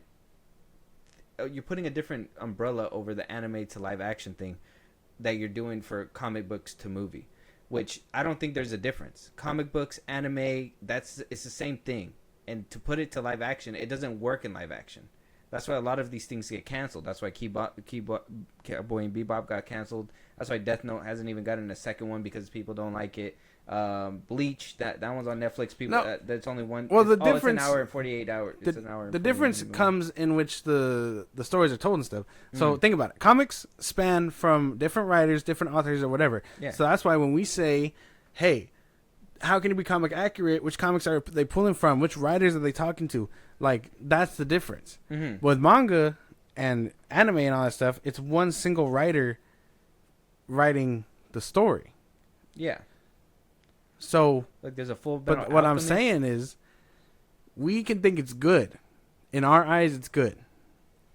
But if you're somebody who's seen the anime and read the manga, their range of reference is a lot larger and can say the movie was bad right there. because Exactly. they know. I'm gonna attack that part right there. Okay. That's what we're talking about. So you say that, but then you also say that there needs to be obviously a certain ground to adapt comic books to live action or whatever. I'm telling you, if they say it's nothing like the book, like the comic book, don't you think that thing is probably good? Because they didn't rip it from the source material and copy and paste, and people weren't like, "Oh, this is bad" or whatever. It's kind of like Until Dawn, same thing. Right. Video game, they took it. Yeah. Some people really hated it because they played the video game. They're like, "There's nothing like it." But the people that haven't, they're like, "This is pretty really fine. good." It's fine. That's what I'm saying about Death Note. Right. That's what I'm saying. Yeah. You can have the opinion. I'm not saying that. Yeah. I'm simply saying. But I'm just saying, what I'm trying to put out too, to maybe make it a little bit more known. I'm trying to be like, well, you're saying that, but I mean, is it not actually good? Because it might be good. I think people that actually like hate it is because they did have that point of reference, but it's actually probably a good product, and I like it. It might be good. I haven't seen it, so. You haven't seen it? No. Why? I don't know. Why? That's a good question. You should watch it. Yeah, I should watch it. William Dafoe, man. Yeah, I should watch it. Yeah. You should totally watch it. I remember when it came out. I just something about it just lost my interest. I don't remember what it was. I think it was everybody telling you, it's a good movie when a bitch that loves anime is not in your ear saying it's not. A lot of people were like, "Watch the anime," and it's like I don't even want. At that point, I wasn't into anime, so I was like, "I'm not gonna waste my time with that." I was working at the airport at the time when I watched it, and the dude that was super nerdy into anime told me, "Why did you watch that? You should watch the anime." And I said, "I'm never gonna watch the anime." I looked it up, and I was like, I pulled it up and everything, and I was gonna watch it, but I was like, I'm not gonna. I'm gonna watch the movie. That's right, because the movie's good. Okay, yeah. See, that's what I'm saying. The ending is beautiful. I really like the ending too. Yeah. See? I'm telling you, you should probably watch it. But when I went to go see Demon Slayer in theaters, the one movie that I saw, I was like, damn, I gotta wait forever to see the next season. And someone told me, read the manga, and I was like, get fucked. Like, fuck you. In a movie theater of all places. Yeah, like, what are you doing, bro? But yeah, let's get into this trailer. Play Dirty, Mark Wahlberg, and Lakeith Stanfield, the man from Death Note. Okay. Some girl crossed you.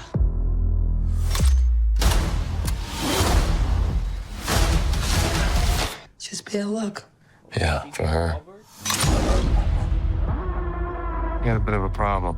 I'm looking for a girl. Was this an amorous inquiry? She killed everyone on my last job. I just need to talk to her. Do you mean actually talk? Because sometimes when you talk, people end up at room temperature.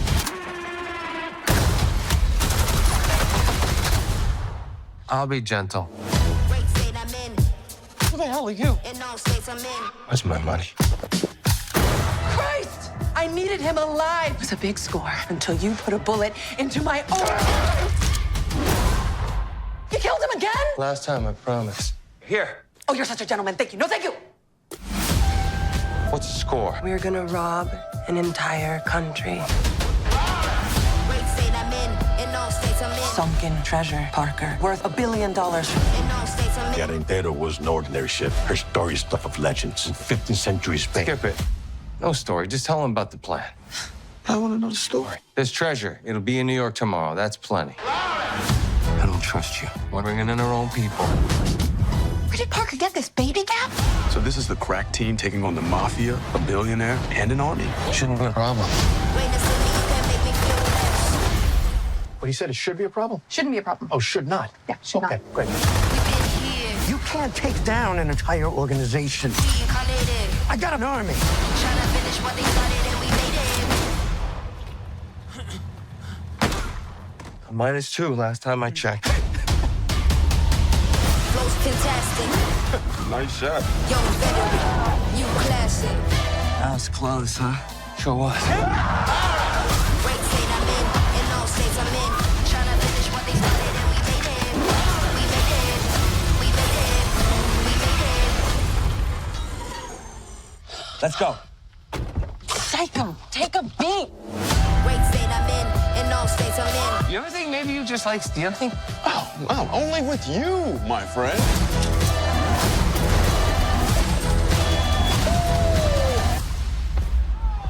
Merry Christmas, Parker. Merry Christmas, Schofield. Great state I'm in all states I'm in. I might find a form. It didn't look bad. I didn't like the CGI Wahlberg in the There's a lot of problems. Like, it's always the same problems with straight to streaming movies like this, and it's just the CGI. Look at him go. The same problem I had with Heads of State. Yeah. They want to get grand and do grand things, but they don't give them grand budget, so it looks bad. Sometimes, yeah. So I mean, it looks funny, it looks fine. Mark Wahlberg as an action hero / heistman, fine concept. I'm down. It's just the movie just probably won't look as good. That's all. Yeah, I agree. Because I liked Heads of State, but yeah, that was one thing for me too, is the CGI. I'm happy that they put a lot of the money into the Air Force One scene or whatever, but like, yeah, everything else in the movie kind of lacked when it came to CGI. And Yeah, whatnot. right. Weird. But yeah, this one, I wonder what they're gonna put all their money towards on this one. Yeah, Bezos needs to not cheap out, but at the same time, it is just a streaming movie too. So That's why. So maybe they should do something like, I don't know, film in an actual place at one time. But then, you give Zack Snyder $90 million and he pumps out 2 parters of an epic sci-fi movie, which I mean I personally didn't like, but I mean I could tell you that the scale is huge. Yeah.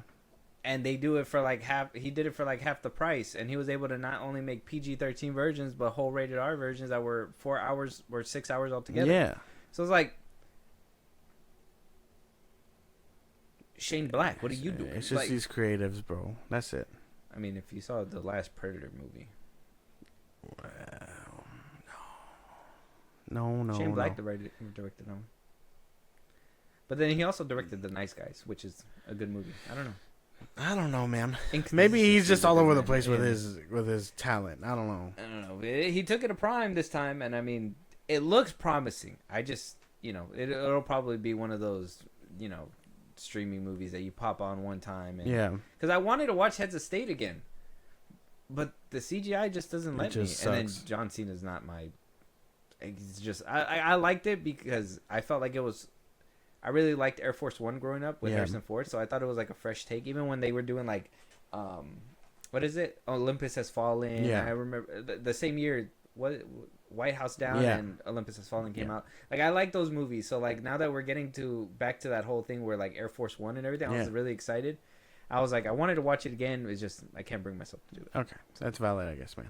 Yeah, dude. Oh my. Next goodness. trailer. Yeah, check it out. Play Dirty on YouTube right now. And last but not least, we got Emma Stone, starring in Bulgania. She's going to be playing with Jesse Plemons. Oh, okay. She's supposed to be a boss businesswoman who gets captured and tortured. Oh, wow. Yeah. Let's check it out. Good morning, Corey. Good morning, Michelle. I believe every company should strive to form a diverse table. to empower people of different skills. And every time, what is it? Skills and identities. To foster a new generation of, okay, let's go again. They want you to think it's you, that it's you who made this world. But it's always been them.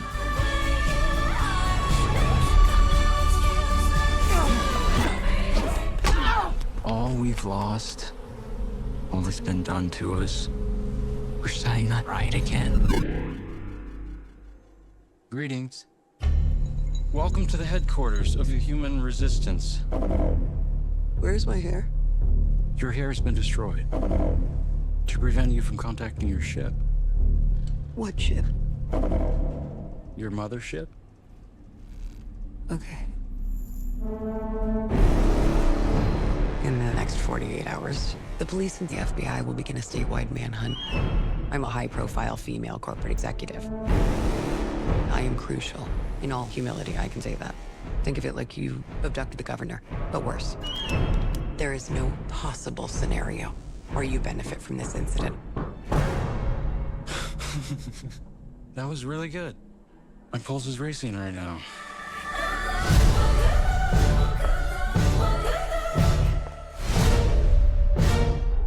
I've done a ton of research on this. You're killing our planet. Alien fellas. I'm not an alien. You're lying to me. What's the difference? You know this is crazy. You know this is wrong. I know who you are.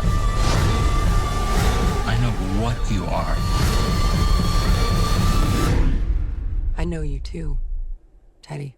It's fine. It's cool.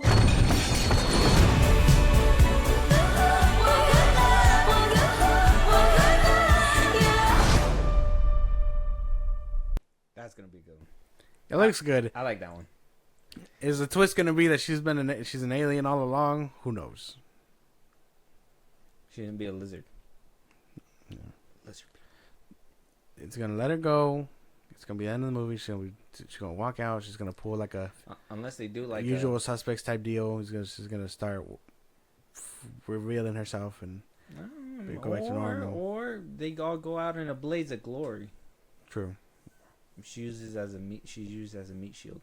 Like she thinks she's all high and mighty and that she is worth something, and they waste her like nothing, and then she gets replaced. Yeah, true. That could be something. That would be like an interesting ending. Yeah. Because the bees seem like a metaphor for that. Mm-hmm. Like the queen bee goes missing, so it drives the other bees into a frenzy. Yeah, and then eventually they just replace the queen. Right. Something looks good though. I think this one might be not only Emma Stone's like. Actually, I don't think this is something like Emma Stone is like shy to, because I think she's really pulled range, even with like that recent movie. I didn't personally like love it, but like that William Dafoe movie where like she's put back together and stuff like that. We watched it. I forgot what it's called. Like I think she gives good range, but Jesse Plemons, like he's been undercutted a lot, so I feel like this might be the one where he is really gonna shine and really give us like a fucking performance. The performance that I thought we were gonna get in Civil War. Yeah, but he just showed up for 5 minutes, made the movie his, and then walked out. Like, you don't pay me enough to make the whole movie, my bitch. Exactly. Like you get 15 minutes, 15 minutes, and that's it. It looks good to me. I like that we're getting them together. I feel like they're gonna bounce off each other well. I'm excited for this movie. Yeah, October 24th. Really I'm excited. Bugania, go check it out on YouTube right now. With that being said, though, that's gonna be our last topic of this episode, but we are going to be coming back next week for that Disney Expo. Whatever they're doing, they're going to be having a bunch of stuff to talk about. We will probably do that. If anything, we'll probably do that for a review instead. Maybe. It depends on if it wraps up soon and if it's enough. Yeah, it gives us juicy stuff. Yeah, we'll let you guys know though. With that being said, though, any topics, any movies you want us to review, you want to talk to us, give us your opinion, hear your voice on one of these episodes, Josh, let us know or let them know where they can do all that. Twitter, TikTok, Instagram at Film Bros Podcast. We post the episodes up. We can hit us up there for any news or movies you want us to cover. Buzzsprout link is associated as gave you. It's like a Patreon. You subscribe, you help the show grow. Really appreciate it. Listen to us anywhere you get your podcast at Film Bros Podcast, Spotify, YouTube Music, Apple Podcasts. Again, wherever you get your podcast. Be part of the conversation. Twitch at Film Bros Podcast. And when it's all said and done, subscribe to our YouTube at Film Bros Podcast. And with that being said, we'll talk to you guys on the next one. Talk to you guys later.